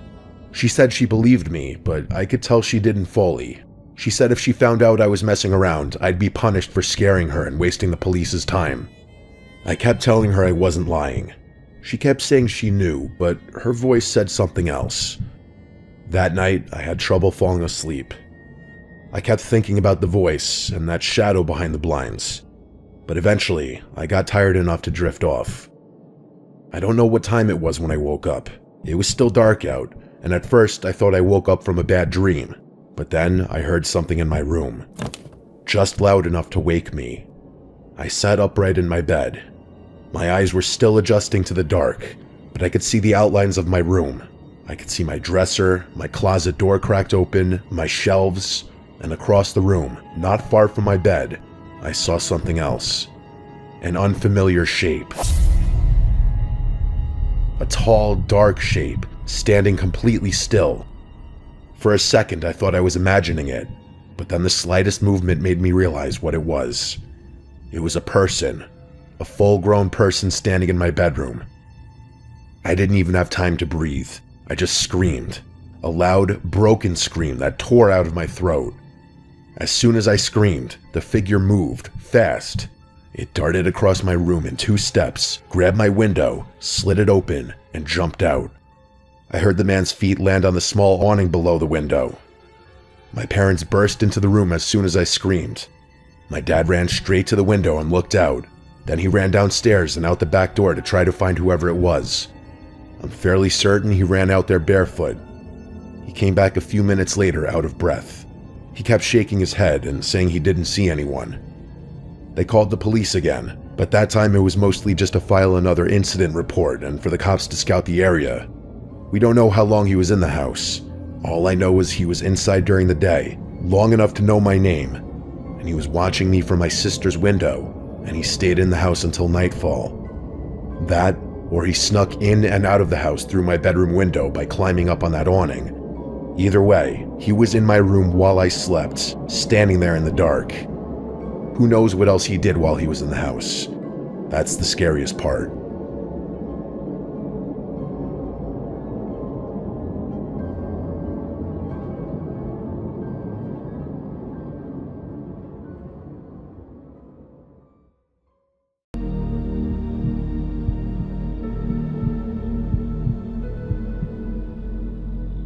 I live in Sydney, Australia. This happened when I was 15 and home alone. It was about 9 p.m. and I was just coming out of the bathroom when I heard my front gate swing open and my dog begin barking. Across the hall, I saw someone run past the porch window and into the backyard. I was able to vaguely make out what he looked like. He was hunched over, had sickly pale skin, was wearing all black, and had long messy black hair partially covering his face. I went into the living room to see what was going on. My dog was still at the front door growling. Since I hadn't seen the guy return, this meant he was still somewhere in my backyard. I waited at the door for a while, when another, more normal-looking guy walked onto the porch and came right up to the security bars. I don't remember all the details, but our conversation went something along the lines of him saying, "Hey, have you seen my friend?" And I replied, "Yeah, I think he's in my backyard." He replied saying, "Okay, because I've been following this random guy all over the place.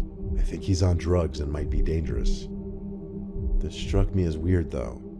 What did he mean by this random guy, when he had just called him his friend? He quickly walked away, going off into the darkness towards my yard. I should also mention that there's a door around back, but that also has security bars in front of it, and the door was locked at the time. I waited at the front door for a bit, then sat back down. After about 2 minutes of waiting, the guy I spoke with walked back onto the porch and looked in through the security bars.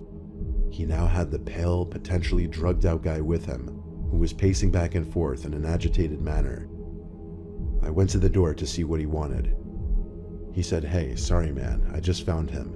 Look, he's really nervous, and he'd like if you unlocked the door and came out here, just so he could see that you're harmless. I felt a pain in my chest. The creepy, drugged-out guy had stopped pacing now, and was standing unnaturally still, staring me dead in the eyes. There was an uncomfortable silence. I didn't say anything, but stepped forward to push the French door shut, causing the second guy to lunge at me and shove his hand through the bars towards me. I jumped back and slammed the door shut with my foot, bolting it. I called my parents, and they called the police. The two men had gone. When the police arrived, they told me about a break-in that had occurred just down the street less than an hour ago. As far as I know, they never found the two guys. Looking back, it's likely that the first guy ran into the backyard to try to find a way in, and the second guy went to help him, which is why they were back there for so long.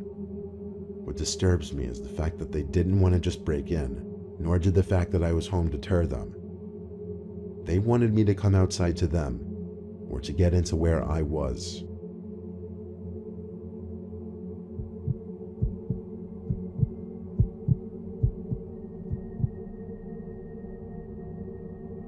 It was a Thursday night. My mom was working a late shift at the hospital. My two brothers were away at college, so for the time being, I had the house to myself. I had a couple friends over. We watched a baseball game, had a few beers, and they left through the back door. I went upstairs to the kitchen to put the remainder of the beers in the fridge and get ready for bed.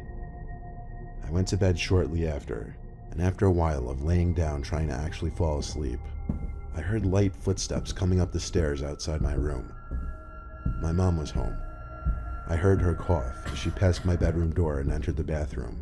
Then she went back downstairs to the kitchen and started making a lot of racket with the cabinets and dishes and whatnot. I was way too lazy to get out of bed to go down there and ask her to keep it down, so I just texted her instead to stop making so much noise.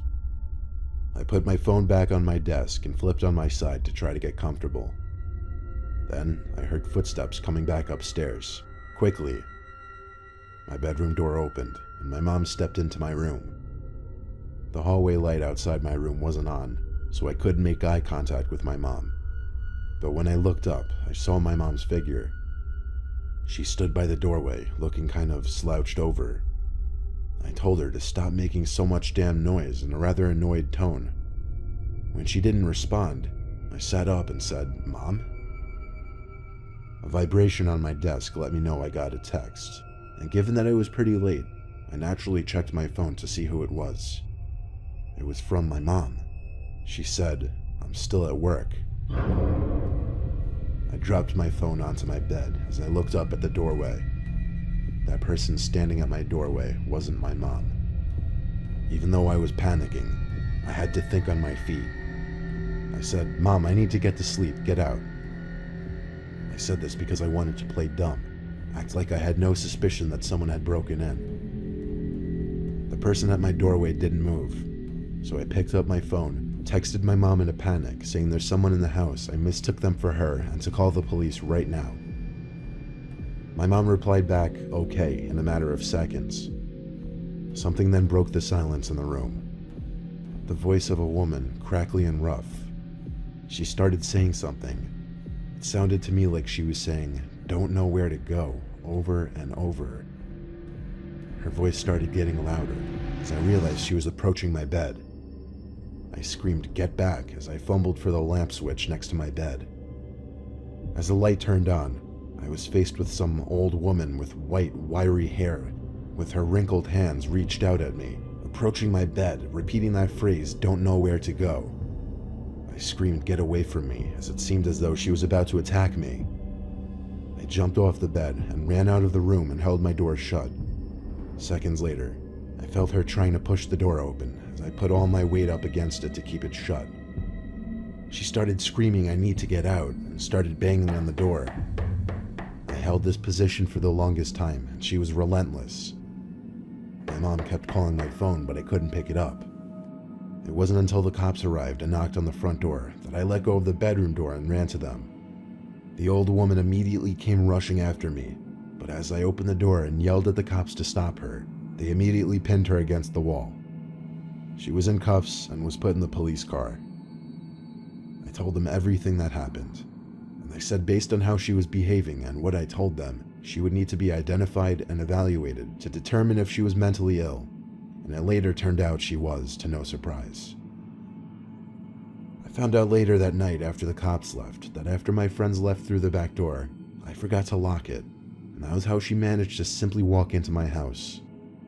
It's definitely scarred me mentally in the sense that anytime I hear something in my room while sleeping, I have to look up and make sure somebody isn't standing on the other side.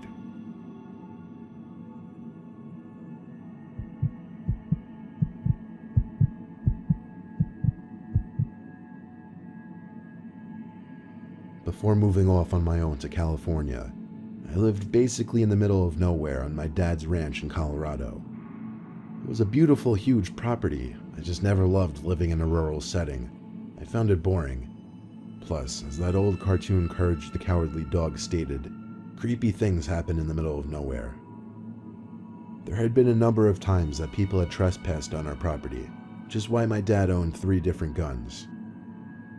There was one time he had to chase 2 men off the property with his rifle.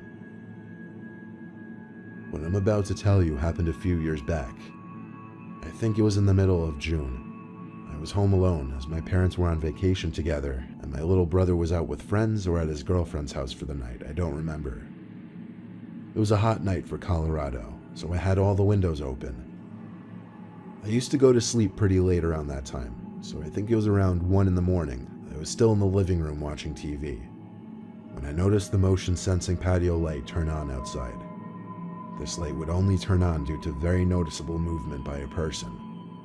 So immediately, I assumed it was my little brother returning home. To be safe, I got up and looked out the window. I didn't see anyone though. I took out my cell phone and called my brother real quick. He didn't pick up. So I went to sit back down. Then it started. The knocking at the front door. Our door had a peephole because obviously anyone coming to our house went out of their way to get there, so we'd need to know who was there before opening the door. When I went to go peek through the peephole, I didn't see anyone, so I'm immediately thinking ding dong ditch. Possibly some local punky kids, possibly my brother. I was hoping the second was the case. I shut the blinds now because I became paranoid that I was being watched. I shot my brother a text, saying if I find out it's you, I'm not letting you in. Moments later, there was a knock right behind my head. So loud I actually jumped off the couch. It was a knock at the living room window, followed by what I can best describe to be 2 voices. One a deep male voice, one a higher pitched female voice, saying "we see you" simultaneously. Heart racing, I imagined it to be the most wishful thing I could think of, that it was my little brother and his girlfriend messing with me. In the moment it made sense, or maybe I just wanted it to make sense. The banging on the window didn't stop there, it kept going, but it moved to another window. This time the window in the dining room, where I didn't shut the blinds. From the angle I was standing at, I could see 2 figures at the window, but no chance could I see anything about their faces. I didn't look at them as I ran upstairs to my dad's room to get one of his guns from under his bed. He told me exactly where he kept it just in case of an emergency. I loaded the rifle and ran downstairs to the dining room window, but they weren't standing there anymore. With a loaded gun, I felt a lot more confident in opening that front door and going outside to confront the situation. When I stepped outside, I decided I'd do one full quick lap around the house and check on the cattle. I was no marksman, but I had the protective instincts for the property, and I was ready to use the gun if I needed to. The whole property seemed clear, and the cattle were fine, so I went back inside, checked every door, and went to bed upstairs.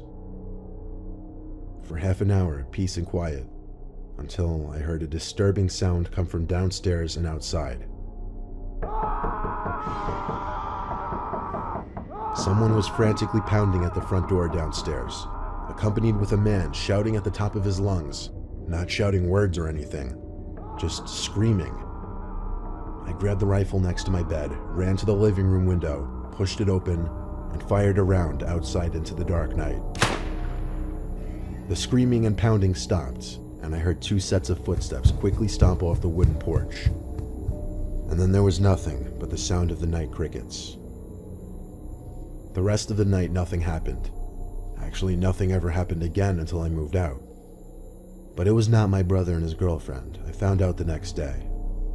My dad was proud of me when he heard I protected the property.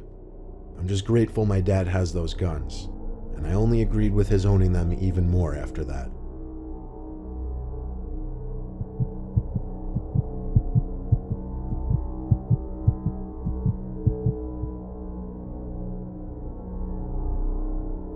I was home alone one night in the spring. I was on a FaceTime call with my friend, at one point pacing back and forth in my room. When I passed the window and looked outside at one point, I saw someone outside on the street, just standing there, facing my house, facing my window. I looked a little more carefully and determined he was looking up right at my window. I told my friend Jordan on the FaceTime call and tried to show her. She said she couldn't see him but to call my mom and dad. So I hung up with Jordan and continued to look out at the man for a few more seconds. Then I walked away from the window to my bed and called my mom. I had woken her up because it was like midnight. In short, she told me to just turn off my lights and shut the blind and he would go away. So that's what I did. But after a few minutes of dying in curiosity, I had to get up, lift the blinds, and peep outside. The man was now on the sidewalk, closer to my house, still looking up at my window. Now I called the police, and the operator asked me if the man was holding any weapons. I said not that I could tell. The operator then told me to ignore it, and if he didn't leave within 10 minutes, or if he stepped onto my property, to call the police again. She also told me that a patrol car would pass by my house just to scare off the man should he still be out there. So I hung up the phone and crawled into my bed. I called my friend Jordan back, and we talked on FaceTime while I was in my bed for about 5 minutes.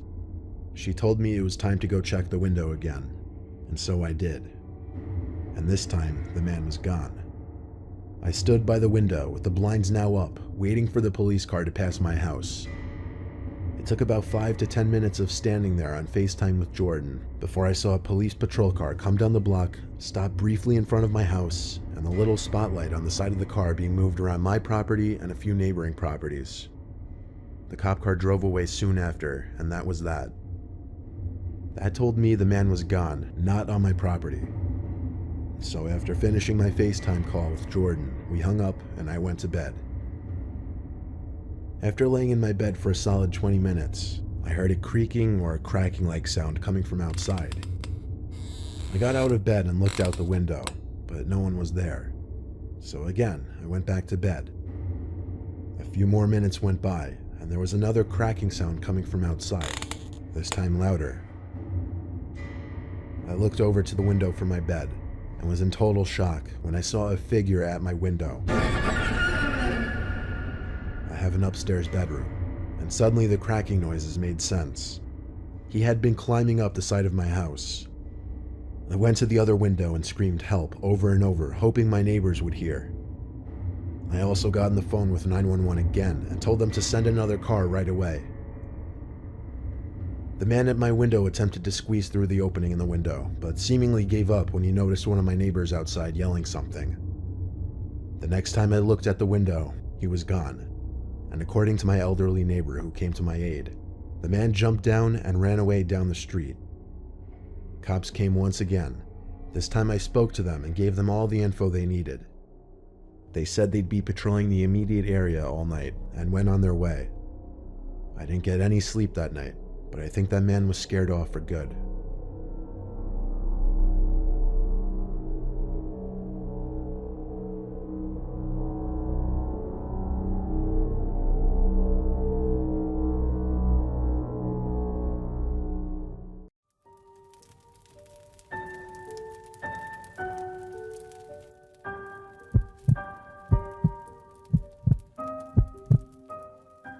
I'm a single mother of my 8-year-old boy Mark. When this happened, he was 5 and I was 27. I have my own house that was passed down to me from my grandparents. It's in the quiet side of town with a lot of older people, and I still live here with Mark today. It was Christmas time, and I was out with Mark shopping. I was doing my Christmas shopping for my family. Mark and I went to the mall, including a few clothing stores and a hardware store where I bought a gift for my dad. After all the shopping was done, I took Mark to McDonald's to get him some burgers and ice cream. Afterwards, we left the mall through the south exit, and here we bumped into a mall Santa standing outside. He waved at us and said the usual Santa stuff. He then knelt down to get to Mark's level and asked him what he wanted for Christmas. Mark led my hand closer to the Santa, and I allowed it because he seemed like a normal, nice mall Santa. Mark said he wanted a Nintendo Switch, which ironically was what I was planning on buying him for Christmas. The Santa laughed and said, "If you're good, maybe you'll get it," while looking up at me and winking. I smiled, and then he stood up and started complimenting me, saying to Mark, "Your mother's a looker, Mark, you know that?" And Mark laughed, even though he didn't know what that meant. I still smiled. Then we had a couple minutes worth of seemingly friendly adult conversation about the holiday mayhem and such. The guy said he worked for the mall. I regrettably mentioned the stress of being a single mom during Christmas is unfathomable, and then I made a joke about needing Santa's help.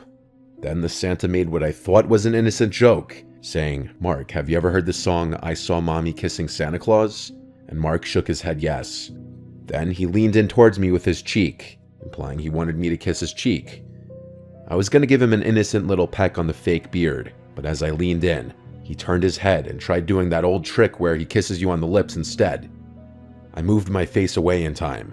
The way he did it was so creepy and aggressive too. He looked at me and started doing the Santa kind of laugh, but there was nothing jolly about it. I said, "Come on, Mark," and we started walking away. He yelled "Merry Christmas," and that was the last thing I heard him say. As we drove away past the back exit of the mall, I noticed he wasn't there in front of the entrance anymore. I wish I took that into consideration as to what may have happened next. We got home, and after bringing everything inside, I locked the door, and Mark and I started to watch a Christmas movie. Our wholesome time together was then interrupted. My doorbell rang. I wasn't expecting anyone, and it was late for any kind of door-to-door people. I told Mark to keep watching as I went to go answer the door. I said, "Who is it?" through the door, and a man's voice on the other side said, "It's Santa." My heart dropped. I said, "If you're the mall Santa, please go away or I'm calling the cops." He replied, "You dropped something out of your bag, miss. I'm just looking to return it." I replied, "What did I drop?" He replied, "I don't know, miss. I'm not looking to be nosy, but if you open the door, I can hand it to you." I repeated myself that I wanted him to leave now. I then decided to call the mall management office of the mall to report this, but the man on the phone said they don't officially hire any mall Santas at this mall, and that whoever's dressing as Santa is doing it on their own accord. With that bit of information, I felt incredibly unsafe. I went back to be with Mark, but my mind was elsewhere now. I felt this sickly, worried feeling in my gut. I made an excuse to get up again after a few minutes. I went to the kitchen out of earshot of the TV. I raised the blinds to the kitchen window. I couldn't see anything out there, being that the kitchen light was on and it was pitch black outside. But I heard a man yelling, "Ho, ho, ho." He was probably out there watching me at that very moment, looking out the window. I had no choice but to call the police and report that I was followed by a man dressed as Santa. I told Mark to keep watching the movie, and I spoke to the police outside. They took a report and were on their way. The police having come made me feel just a little better.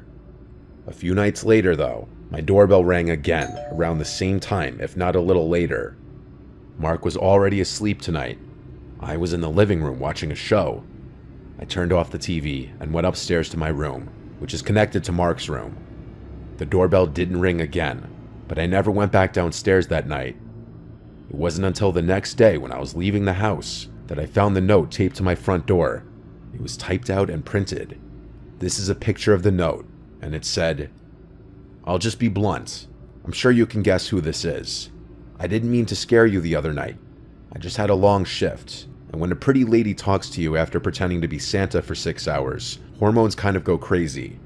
You and your son are the cutest things ever, and I'd love to one day be a part of your family. You can't pretend you didn't feel the connection when we spoke the other night. I already know where you live, now I just need your number. Feel free to shoot me a text whenever, and maybe we can plan something one day. Sorry, I know this may seem creepy or a bit much, but I'm the kind of guy where if I see something I like, I go after it. Anyway, happy holidays if we don't speak soon. Here's my number. Best Ted. I wanted to crumple this up, but I took a picture of it, called the police again, and gave this to them. Since it had his number on it, the police could work with that. They said I'd be hearing from someone when action was taken, and that following Monday, I got a call from, I assume, a detective telling me that the man would not be contacting me anymore, and if he did, to let him know. I never heard from that creep again.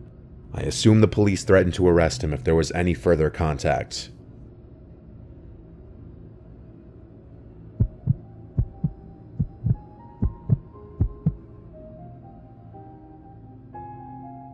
This is a short but scarring story nonetheless from my early childhood.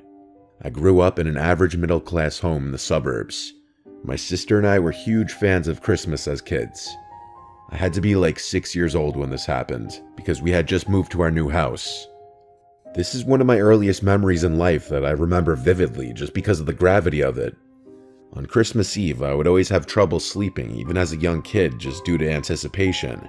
I would stay up really late playing video games in my room on my old box TV. I'd play until I just fell asleep from exhaustion. This night in question, I was playing a Star Wars game for the PS1, and when I had to go to the bathroom, I turned the volume down low and quietly snuck out of my room, because I knew my mom would get mad if she heard me sneaking around on Christmas Eve night. I snuck to the upstairs bathroom, and when I was done, I was quietly going back to my room, when I heard the sound of the tree rustling around downstairs. My first instinct was to think, Santa. I started tiptoeing down the stairs until I got to the bottom. The sound of the rustling pine needles was louder now. I peeked around the bottom wall of the stairway into the living room. There were no lights on, except for someone holding a flashlight. I could see only the person's legs as they were bent over behind the tree. There was a black bag on the floor, and this random adult man came out from behind the tree and looked at me. He looked at me and put his pointer finger up to his mouth, and he made a shushing motion with his lips. He whispered, "Yes, I'm Santa." I was old enough and smart enough to know that wasn't what the Santa I grew up knowing looked like. I started screaming for my mom and dad as loud as I could. I remember the man started freaking out, deciding whether or not to take the bag he filled with our gifts, and he ended up running away to the front door. I don't remember if he had to unlock it or if it was already unlocked or not. I just remember him leaving through the front door, and seconds later my parents running down the stairs. I'm sure I screamed there was a man in here, and them seeing the black bag on the floor filled with our would-have-been stolen gifts proved that. Here's where my memories started getting fuzzy, so I had to ask my parents what happened next. But my dad told me he went outside in his slippers and ran all over the place ready to kill someone. Half the ornaments on the tree were taken off and in the bag. What kind of sick, evil person steals people's sentimental Christmas ornaments? According to my dad, the method in which the man broke in was the back door, which it appeared he yanked open with a crowbar due to the chipped wood. A house a few blocks away had also fallen victim to this, and it was on the news. It was most definitely the same guy. I don't remember much from when I was 6, but this is a memory that most of it still sticks in my brain like it was only a few years ago.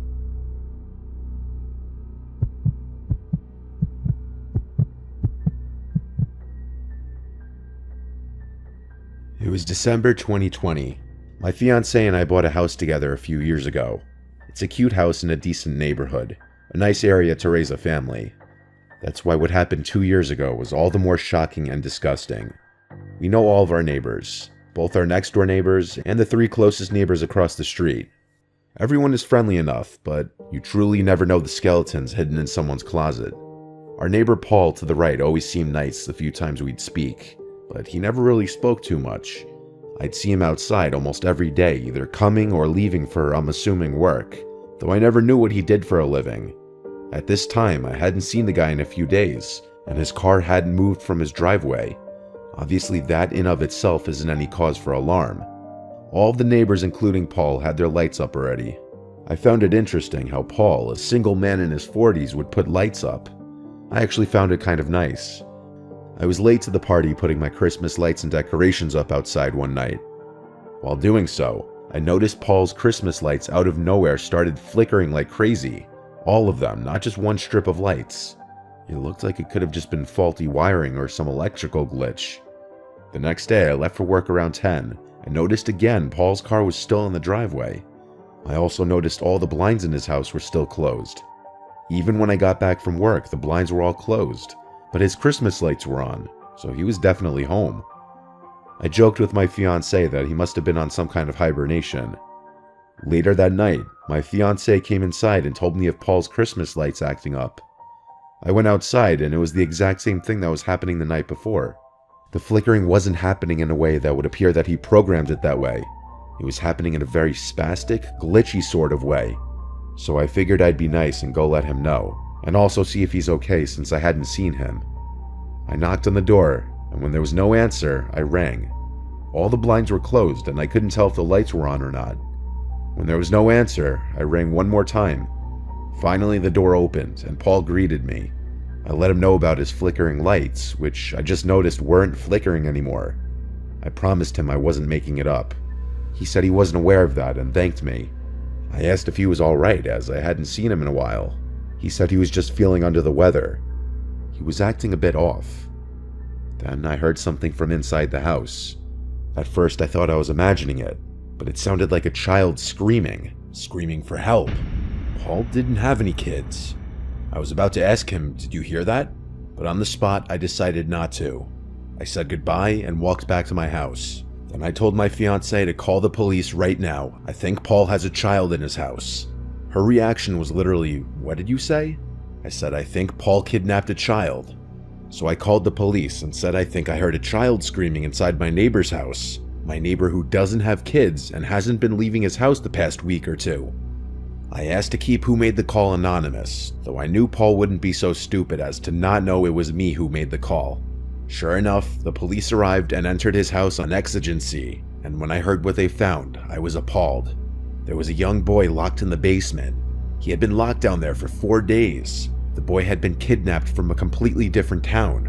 As far as the flickering lights, the boy was a genius and somehow found a way from the basement to flicker the Christmas lights as an attempt to call for help and get someone's attention outside, probably whenever he saw someone through one of the blocked-off basement windows. I reckon he saw his chance to call for help when someone, me, was at the front door. Clearly a very smart kid with great survival instincts. I'm glad he was reunited with his family. I don't want to know what was done to him, but I hope he lives a normal life and has put this behind him. Knowing how serious of a crime child kidnapping is, Paul won't be getting out of prison anytime soon.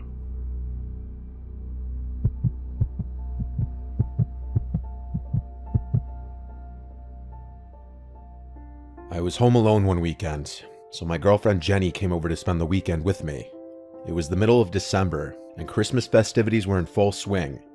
Jenny wanted to watch Christmas movies tonight, so we ordered food, drank wine, and sat by the Christmas tree in the living room watching Christmas movies. We started with the Polar Express, then we started watching Elf. We ran out of wine, so I decided I'd run to the liquor store down the block to get more. It would only take 10 minutes anyway. It was a Saturday night, so they were open later. The usual cashier was working, and I got stuck in a conversation with him like I always do whenever I go there. Mid-conversation with him, I felt my phone vibrating in my pocket. I checked my phone to see it was Jenny. I interrupted the cashier saying 1 sec, and I picked up.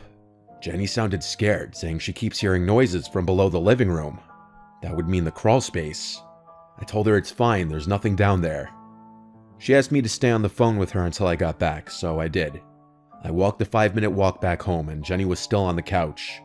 She had the movie paused still, saying that she was listening for sounds. When I asked her if she heard any other sounds, she said no. She asked what if there's an animal down there. I told her that's not possible as there's no openings from anywhere outside. I opened the wine bottle and we continued to watch the movie. It wasn't long after that we both heard a distinct thud type of sound from below us. From the crawl space. I looked at Jenny and she looked at me. She was right, there was something down there. I said, oh shit, there might actually be an animal down there. Once again, we paused the movie and I went to the closet with the attic door inside. I grabbed the flashlight on the ledge and went down into the crawl space. I stayed by the crawl space door and just did a quick scan of the place. There are a million boxes down there, so a small animal could have been hiding anywhere. It smelled like piss in there, which pretty much confirmed that there was something down there. I'm not an exterminator or pest control, so there was nothing I could do about it. I told my parents about it in the family group chat and told my dad he'd have to call pest control tomorrow. Then, as I was climbing back up the stairs, I heard something from across the crawl space. I don't know what it was, but something moved. I got scared that some animal was going to run at me, so I hurried up the stairs and shut the door. There wasn't much else we could do now except just go back to the living room and finish watching the movie. After Elf ended, we went to my room and eventually went to sleep. I woke up in the middle of the night having to pee really badly and with a throbbing headache. I got up and opened my bedroom door and looked down into the dark hallway.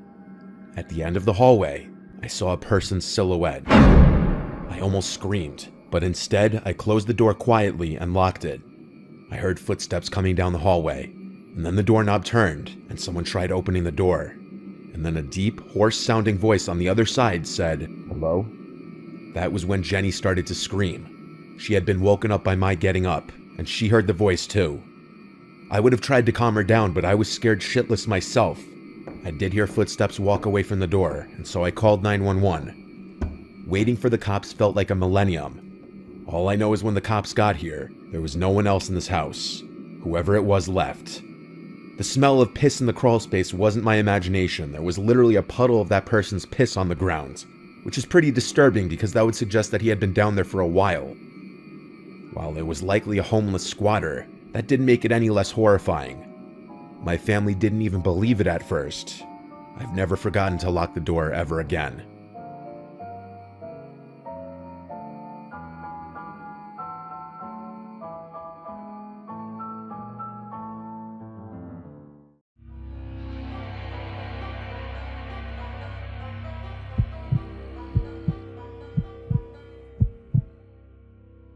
When I was 17 and looking to buy my first car, I was on Craigslist every single day. I wasn't looking for anything fancy, just a beater car that could get me from point A to point B. My budget was $3,000 at most, so the cars I was looking at were no newer than 03, 04. I found an ad one day for a 2002 two-door Honda Accord. It was listed for $2,000, and the mileage was under 80,000, so right away I knew I wanted to check it out. The person who posted the ad lived a few towns over from us, a 20-minute drive on the highway. I convinced my mom to drive me out there to view the car after conversing with the guy over the phone. Originally, I texted him asking for details, but he ended up calling me. He sounded basically normal over the phone, actually rather polite. He answered some questions I had about the car and whatnot, and when he asked for my name and I told him Dan, he said, "Dan, what a great name. That's my name too." I laughed because it was the polite thing to do, but I just found it to be such an odd comment. Like everything about it, it almost sounded like he forgot his name was Dan because of the pause between "what a great name" and "that's my name." It just sounded sketchy. Nevertheless, everything else about the call went fine, so the next day, my mom drove me to the address the guy gave me. Getting off the highway and onto the streets, right away we agreed this was a trashy-looking neighborhood. Bars on windows, graffiti under bridges. I was hoping the guy's place wouldn't seem equally sketchy, but as we pulled up, it was. It wasn't a standard property like the rest in the area. The entrance to the property was between two houses. It wasn't a driveway, just some low-key road that led into an inlet with two more houses. Every house was cramped between other houses and buildings. But there I saw it, the Honda Accord, which was in, I guess, what you'd call the driveway for this house. My mom and I stepped up to the front door and rang the bell. We didn't know if it rang or not because we couldn't hear anything, so I knocked. One of the windows opened out of nowhere, and a man's voice said, "Come inside, the door's unlocked." I went to open the door, and my mom stopped me and whispered, "Are you sure you want to go in there?" I said yeah. I let ourselves in, expecting to be greeted by Dan. The inside of this place was kinda dark, not a lot of natural light came in through the minimal windows. "Hello?" I said. "Yeah, over here," a voice called. It was a deeper voice than I heard on the phone. "Dan?" I asked. "Yeah," he said. I began walking through the little kitchen, closer to his voice. My mom grabbed my shoulder and stopped me. She whispered in my ear, "We're leaving." The man's voice now came from beyond this door at the end of the kitchen. He called up, "Down here, we could do the transaction here." My mom and I left the house in a hurry. As we were hurrying to my car, a lady at the next building over called to us. She came hurrying down from her front porch, warning us not to go in there. Then she asked why we were there, and we explained that I came to buy a car, but that he was calling us into his basement. The woman said that she's been concerned about that man living next door for months, that she thinks he's up to no good, and that he constantly has random cars pull up in the driveway in the middle of the night. We asked if his name was Dan. She said she wasn't sure, but that she vaguely remembered the guy introducing himself as Mike. She told us to just get far away from the house immediately, and so we did. It's disturbing to know my mom and I may have been murdered in that basement if we went down there. Like, how could we do a transaction before even viewing the car or agreeing on anything? Better question why in the basement. The whole thing screams trap. I don't know what else he could have wanted to do to us, more specifically me, in that basement.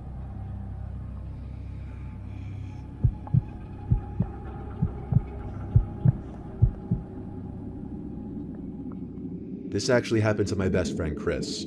His family had just bought a new TV and they were thinking of just throwing their old one away. Chris's older brother John suggested to their dad Rick that they could sell the old TV on Craigslist to make some easy cash. Since the family never used Craigslist, John said he could set up the ad for him, since John's girlfriend used Craigslist before. So John put up an image of the TV with the description, used 55-inch Samsung 4K TV for $200. He also put Rick's phone number so if anyone was interested they could just call or text him. A week later, Rick got a call from a guy who introduced himself as Toby, and he said he was interested in the TV and wanted to know if he could come by the house at 10 o'clock that same night to pick it up. Rick said sure, and he sent Toby his address.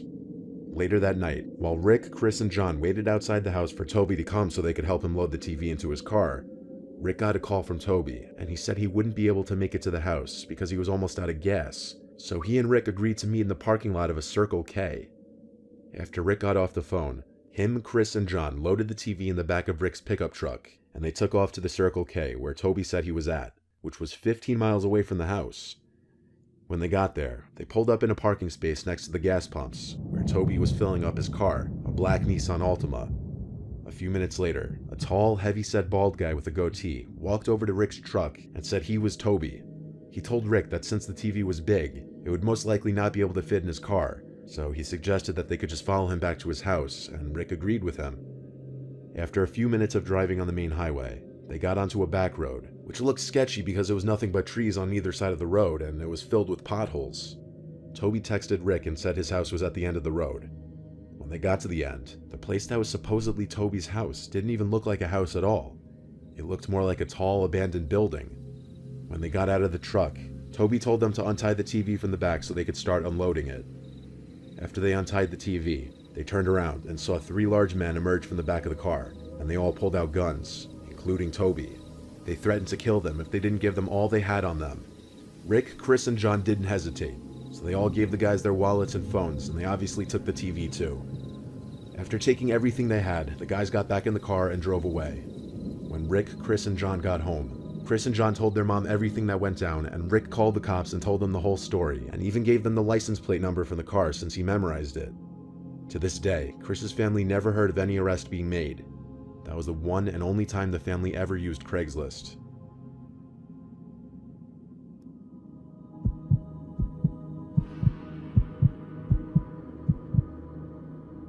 Back in 2012, when Craigslist was more popular, I'd say, my house was broken into and robbed.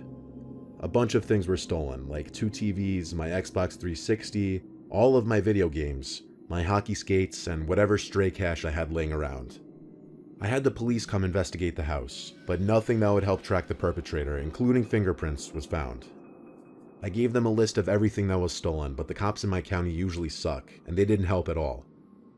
Now I had to replace everything that was stolen. Believe it or not, the most costly thing to replace would be the video game collection, but I was starting with the replacement TVs. I went to Craigslist, and there was an ad that was posted earlier that day for a 40-inch Panasonic TV for a low price.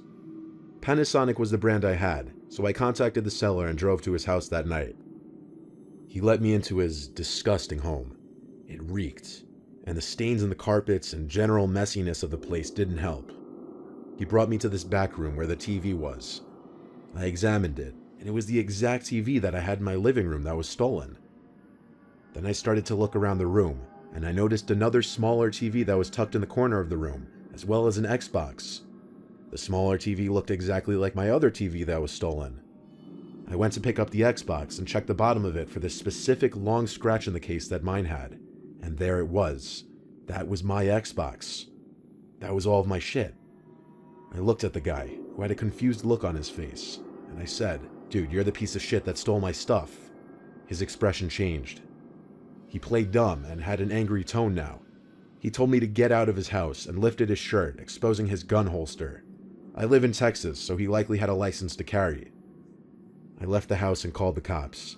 They arrived to the scene, but the man wouldn't let them in. He insisted they get a warrant and claimed that I was harassing him. I told the cops about my police report and the robbery and everything. They said they wouldn't be able to get a search warrant until the next day. I regretted not getting pictures while inside the room, but I wasn't thinking clearly in the moment. I was furious and I didn't know what to do. But that night, while I was getting ready for bed and doing research about search warrants, lawyers, and different possible outcomes to this situation, I heard a window break downstairs. Immediately, I knew it was him. Following my instincts, I climbed out of my window and down to the small ledge under my window. From there, I jumped to the ground and ran to my neighbor's house. My neighbor let me in while I called the police. They arrived within 10 minutes. I handed the police my spare house key I had hidden on the side of the house, and they investigated the house again, guns drawn this time, and inside they found him, hidden under my bed. If that's not terrifying, I don't know what is. When I said earlier that cops usually suck, yeah, this was the one time I actually loved cops here. And yes, it was the man who posted the Craigslist ad. He actually broke into my house to kill me that night, as he had his gun on him, and why else would he be hiding under my bed? That doesn't sit well with me, even to this day. He was found guilty of breaking and entering with intent to commit murder beyond a reasonable doubt, and was sentenced to 10 years in prison. Even still, I moved to a new town and changed my number. I tried to strip any possible trail that could lead that man to me when he gets out. And I'm sure he's out by now for alleged good behavior. That's the part that scares me the most. All of this, over less than $1,000 worth of items. It actually makes me sick. I think Craigslist is one of the most dangerous places on the internet you could go.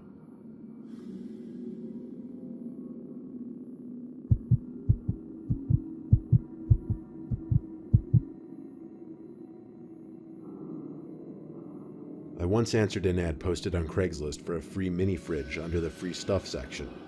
I was setting up what people would call a man cave in my basement, and I needed a mini fridge for under the bar to store beers and other drinks inside.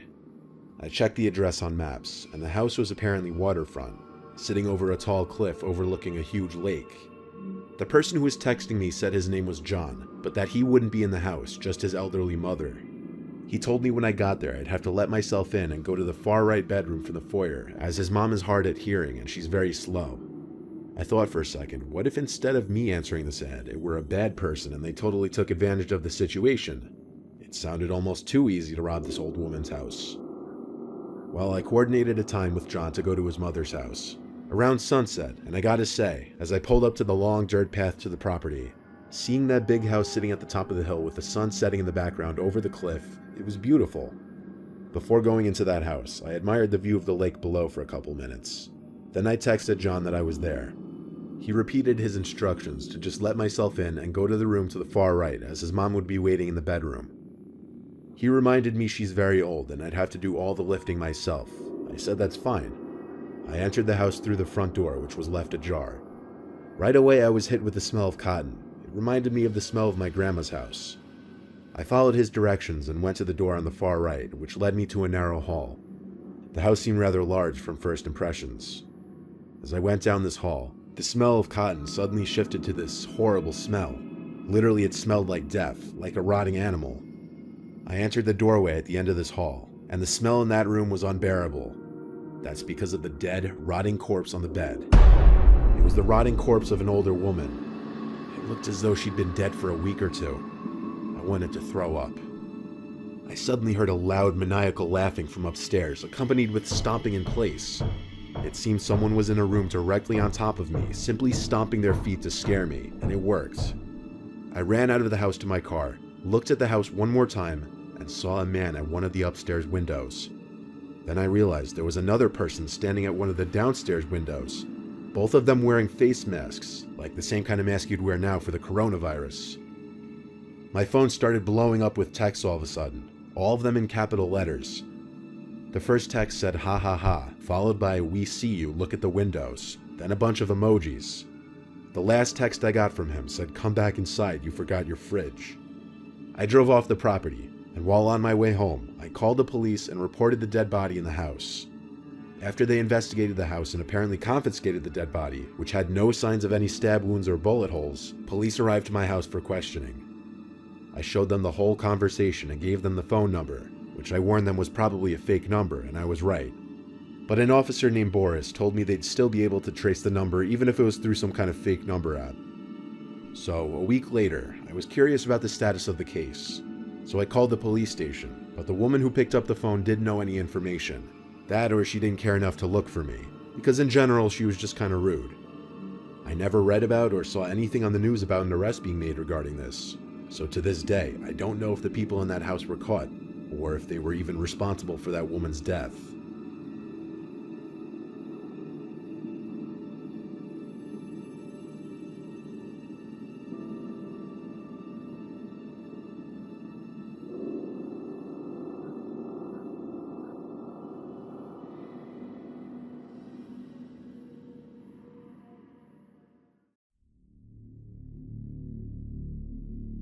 I'll never forget the time me and my brother snuck out past our bedtimes to explore an allegedly haunted house down the block. Yes, I said bedtime, as I was only 10 and my brother Luke was only 12. When our parents said goodnight to us, I went to Luke's room and we took a couple hand-powered flashlights with us and hopped outside through the window. Luckily, his room was on the first floor. Those hand-powered flashlights worked by constantly pushing in a little trigger that would create light inside the lens. They were noisy as hell, but they were convenient. Once we were outside, we just walked down the block, and in 2 minutes we were there. It was rumored by all the neighborhood kids and teens that the place was haunted. Everything about it was creepy. The older, more antique design of the house, the isolation from the rest of the houses, and the broken windows and rotting wood. It seemed perfect for a horror movie. We went around to the backyard. This was all my curious and confident brother's idea. I was scared shitless. The door was locked, as expected.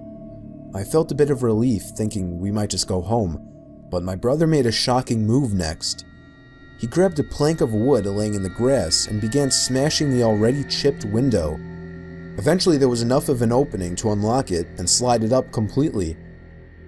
We hopped inside and began cranking those noisy-ass flashlights. Immediately after entering the house, we both picked up on the fact that it was like 90 degrees in there, which was odd as it was a September night in the mid-70s. There was no graffiti or anything anywhere. In fact, it was relatively empty besides a few pieces of furniture that were clearly not worth taking along. It seemed we were the first to enter the house, shockingly, or at least from the back. We went upstairs to the main floor from the little den area and continued cranking the flashlights. That's when we heard the slightest crack in the floorboards from right above us. We both jumped. I tugged for Luke to leave, but he told me the place is old as hell, it's just house noises. I stopped cranking the flashlight at this point, and I urged Luke to do the same, but he only called me stupid for suggesting something so ridiculous. Then there was another crack in the floorboards from above us. He began walking upstairs. I didn't want to go up there, but I was not about to stay down there alone. I followed behind him to the upstairs. There was a door that led to a room right above where we were standing. I begged him not to open it, but he must have just wanted to be the big, tough older brother. He began to reach for the doorknob while still cranking the noisy flashlight, but then he stopped. I was confused. I could see in the dark he was moving his ear up against the door, listening for something. Silence. Then, the most deafening, nightmare-inducing moment of my life. A single bang on the door from the other side sent my brother staggering into the wall in pain, covering his ear. We dropped the flashlights and ran straight out the back door and back home. We were so loud when we got back that our parents found us out. We told them what happened, but they naturally didn't care and grounded us both for a week. 2 nights later, I woke to the sound of something from outside my window and a glare of brightness sneaking in through my slightly opened blind. I sat up, and my heart sank when I realized it was the sound of the crank to my flashlight. I stood up and looked out the window, and that's when it stopped. There was nothing but complete blackness out there after that. I woke the next day barely remembering what happened, and I still hope today that that part was just a dream.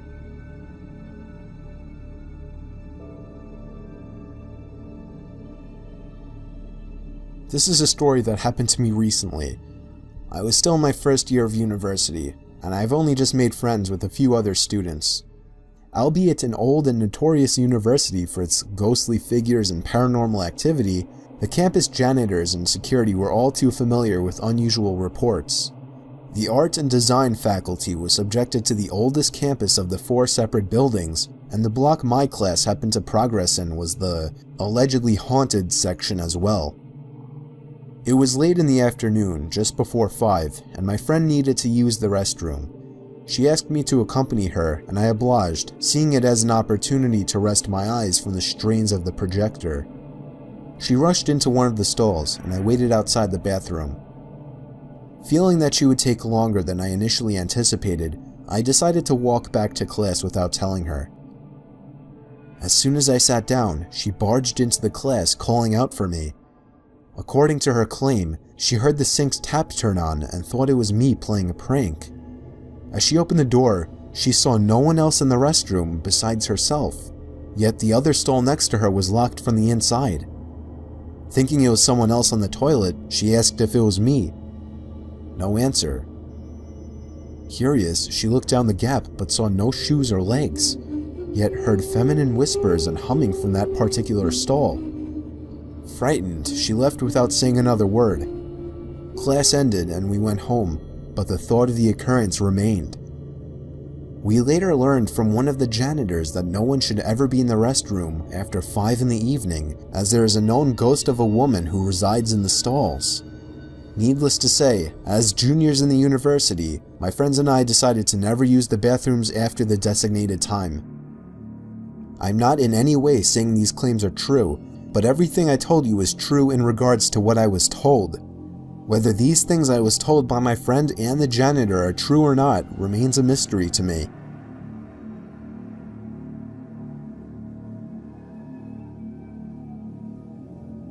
This happened a few months ago while I was serving in Japan as a missionary for the Mormon Church.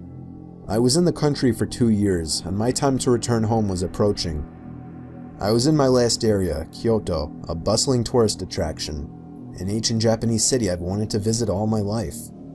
Anyway, it was late at night, and my companion and I were knocking on doors to see if anyone had interest in learning about Christ. We came across this one apartment building and decided to give it a shot.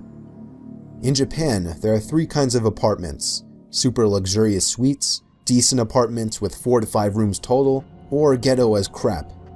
This apartment was the latter. We were on the 2nd floor of this building and knocked on this one door. A middle-aged man in worn-out clothes answered with an awkward smile on his face. Being the kind missionaries we were, we introduced ourselves and asked him if he would like to learn about what we believe. Instead of giving us a direct answer, he invited us in. Usually, in missionary work, this is a good sign, but upon stepping foot into that apartment, I knew what we got ourselves into. This apartment reeked with the smell of marijuana and urine. His apartment was puny: a small entryway, a door on the left leading into a bathroom, a small kitchen to the right, and a small multi-purpose room with a small kneeling table, TV, and bed. That's it. Judging by the way he was behaving and most of the decor in his apartment, I knew this guy definitely had some sins worth confessing. He sat us down on either side of the table and started to rant on about how he hates Christians and wants to kill them. That made my companion and I tense up a bit. But the man was plastered. In the time this was going on, he drank like 10 times his weight in booze. We just prayed and hoped he wouldn't recognize who we were and what he was telling us. Then he said, "I'm going to tell you a secret and you can't tell anyone." He then pulled out from under his bed a box. He opened it to reveal thousands and thousands of dollars worth of Japanese yen, and yes, it was authentic. We even examined it. This man was an illegal drug lord who worked with the Yakuza, the Japanese mafia group. We then realized that if this man knew what he just did and showed us, he would kill us for sure, or at least take us hostage. My companion and I feared for our lives and tried to come up with an excuse to get away. but he wouldn't let us go. He kept ranting on about irrelevant things and saying how Christianity was an evil cult of some kind. We tried to explain our side of the story, but there's no use in reasoning with a drunk drug lord who works for the Japanese mafia. It then got to the point where we practically had to run for the door. We said we were leaving, stood up, and quickly walked over to the door. The guy then stood up and began to reach for something in a box, but we never saw what it was. As soon as the door closed, we bolted home, faster than we ever had. The last thing we wanted was him sobering up to find out he had revealed his deepest, darkest secrets to 2 Christian missionaries from America. Had this man not been drunk, he probably would have killed us. For all we know, he was reaching for a gun as we were leaving.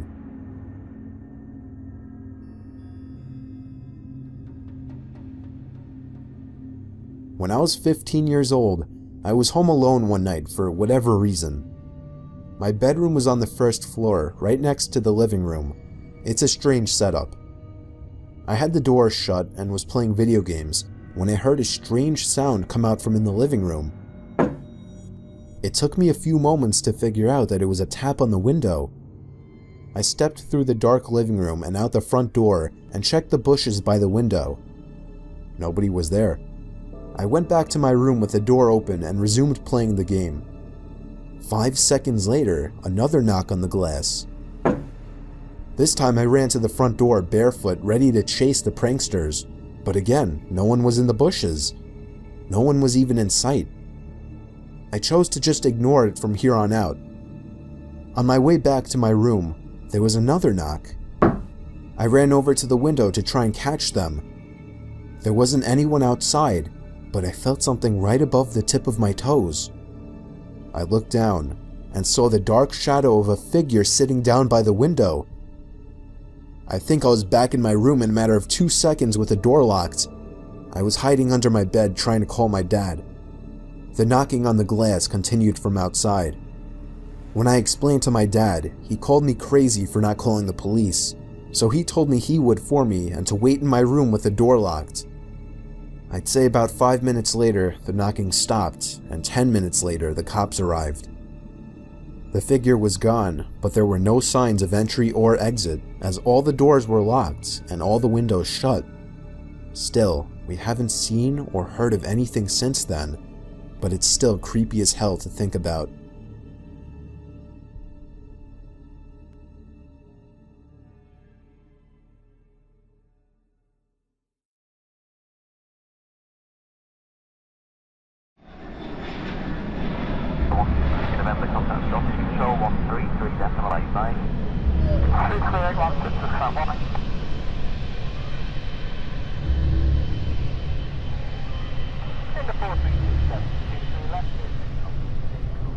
The summer of 2007, when I was 10 years old, the family and I had a trip to Disneyland planned.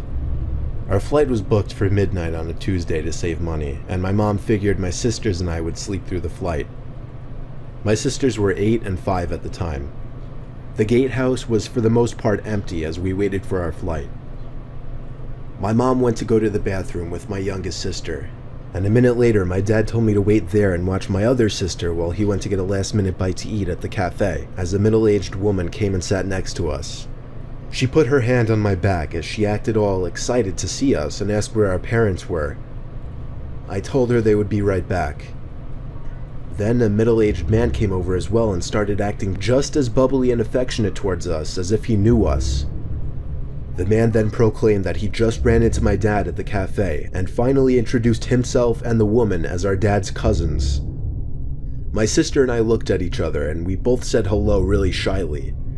The man reached out his hand for my sister to grab, while the woman reached out her hand for me to grab.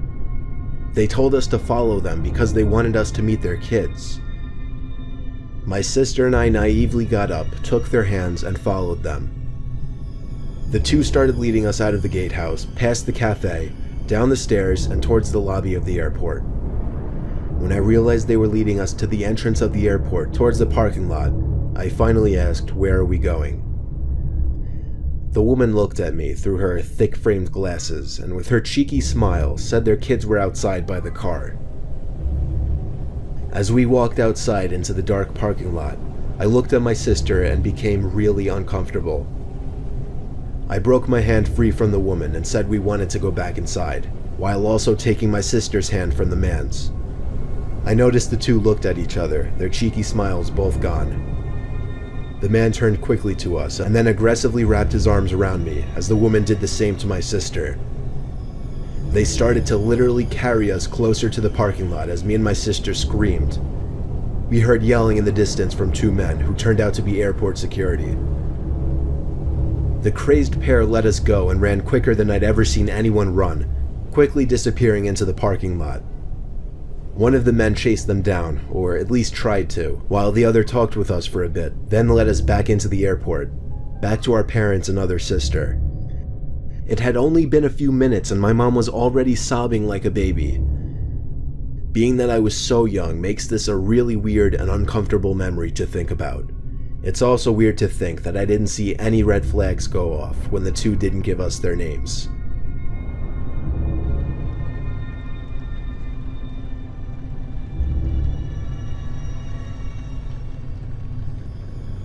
It was minutes before boarding my flight to North Carolina for a job interview the next day. It was on a stormy February night. Everyone was bundled up and keeping to themselves. I was sitting in the terminal room waiting for my flight to be called. It wasn't going to be a very busy flight because there weren't many people in the waiting area. Someone sat down 2 seats away from me, which wasn't too weird itself, but also was a bit annoying considering most of the seats were open. But it went from annoying to downright disturbing when I looked at him to see him weirdly staring at me. I looked away and pretended not to care, but I could tell he was still looking at me. Then he leaned over to me and whispered close to my ear that the two men sitting a row across from me were going on the same plane and were planning on kidnapping me once we landed in North Carolina. I didn't know what to say other than, "What?" The heavy man then got up and walked away. At the same time, my flight was called, and I nervously boarded the plane while paying attention to the two men. They sat down ahead of me, and as I walked past them approaching my seat, they both stared me down. At that moment, I started to wonder if that man's warning were true. A few hours later, we arrived to NC, and on my way out of the plane and leaving the airport, I cautiously looked around trying to spot the two men. When I was finally outside in the dark, cold parking lot, I spotted them. The two men were peering their heads at me from around a red minivan, and I guess when they saw me looking in their direction, they hid behind the van. I walked back inside of the airport, waited half an hour, called for a taxi, waited for it to pull up front, and rode to my hotel. So many questions. I don't know who that man was who warned me. I don't know how he knew of those other two men, and I have no idea what they were planning on doing to me, if they were actually looking to kidnap me.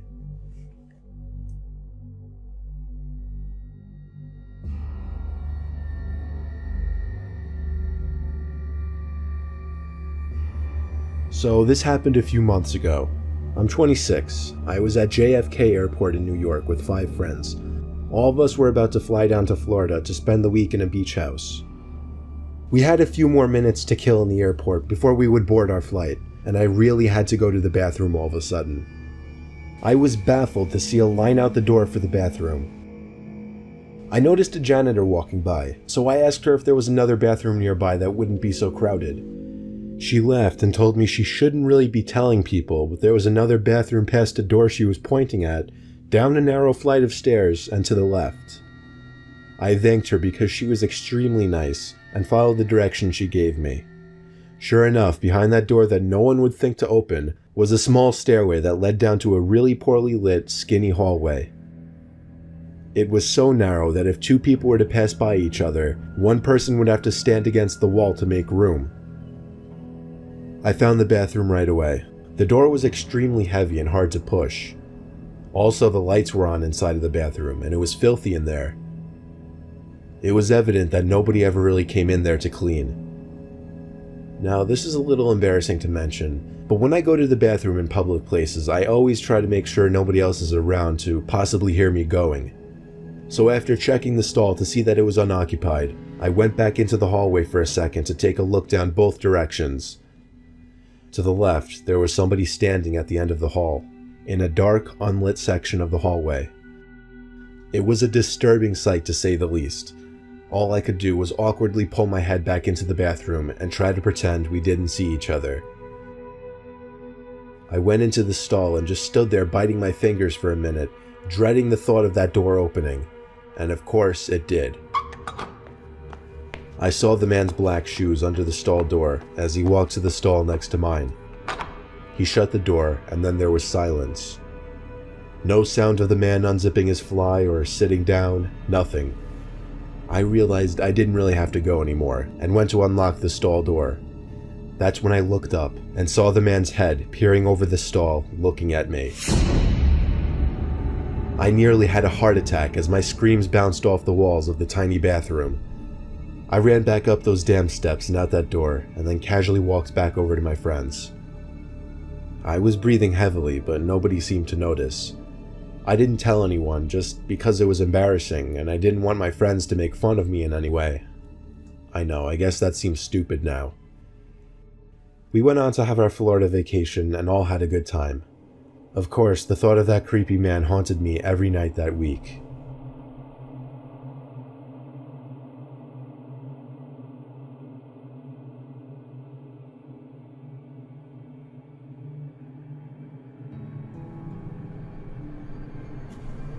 My wife recently took a trip to California with a few of her girlfriends. I was her ride to the airport, and I was therefore her ride back from the airport as well. I waited around in the lobby for a while. Her flight ran a little behind schedule, so it was about 15 minutes late. I breathed a sigh of relief when I saw my wife Michelle and her 4 friends heading over in my direction. Michelle waved happily and ran over to give me a big hug and kiss. I said hello to all of her friends as well. Michelle suddenly started patting her pockets, and a concerned expression appeared on her face. She looked at me and told me she lost her wallet and keys. So Michelle and I, along with one of her friends who was kind enough to help out, all went back up to the terminal and looked everywhere. We asked one of the airport workers to have the plane checked for a wallet and keys. Long story short, we spent a great deal of time looking around the airport to find nothing. She insisted she had both the wallet and keys after she left the plane, though. Eventually, we had to call it quits and went home. A worker assured us that if the items came up, we would be contacted immediately. Michelle was in a sour mood the whole ride home because of it. When we got home, Michelle went up to her room, and I could hear her throw her giant bag onto the bed all the way from downstairs as I was in the kitchen about to make a quick snack for myself. That was when the scream of my wife from upstairs hit me cold in the chest. I ran to our room to see her pointing at the bathroom door. I looked at it and then the 2 closet doors across the room. They'd both been opened, and all of our personal belongings had been thrown all over the floor. Boxes opened with papers that were once in them scattered all over the floor. She stuttered out the words, "There's someone in the bathroom," to me. I felt like my heart stopped in response to those words, but I had to be the man of the house and step up. I tried the doorknob to the bathroom, but of course it was locked. Michelle left the room in a hurry, which I later found out she did to call the cops downstairs. I started ramming at the weak old door with my shoulder, and after 5 solid hits, I busted the door down. Only the bathroom was empty, and the window was jammed completely open, wide enough for someone to squeeze through. I comforted Michelle until the cops arrived, and listening to her description to the cops was bone-chilling. She had just thrown her bag onto the bed, not even having noticed the closets yet, and out of nowhere felt something brush up past her. When she turned, she saw a massively tall man walking to the bathroom, staring at her the whole time with wide eyes and a blank expression. She was only able to get a scream out after the man locked himself into the bathroom. It's safe to say he found my wife's keys and wallet and saw an easy opportunity to break into a house. We had our locks changed the next day and never saw the man again.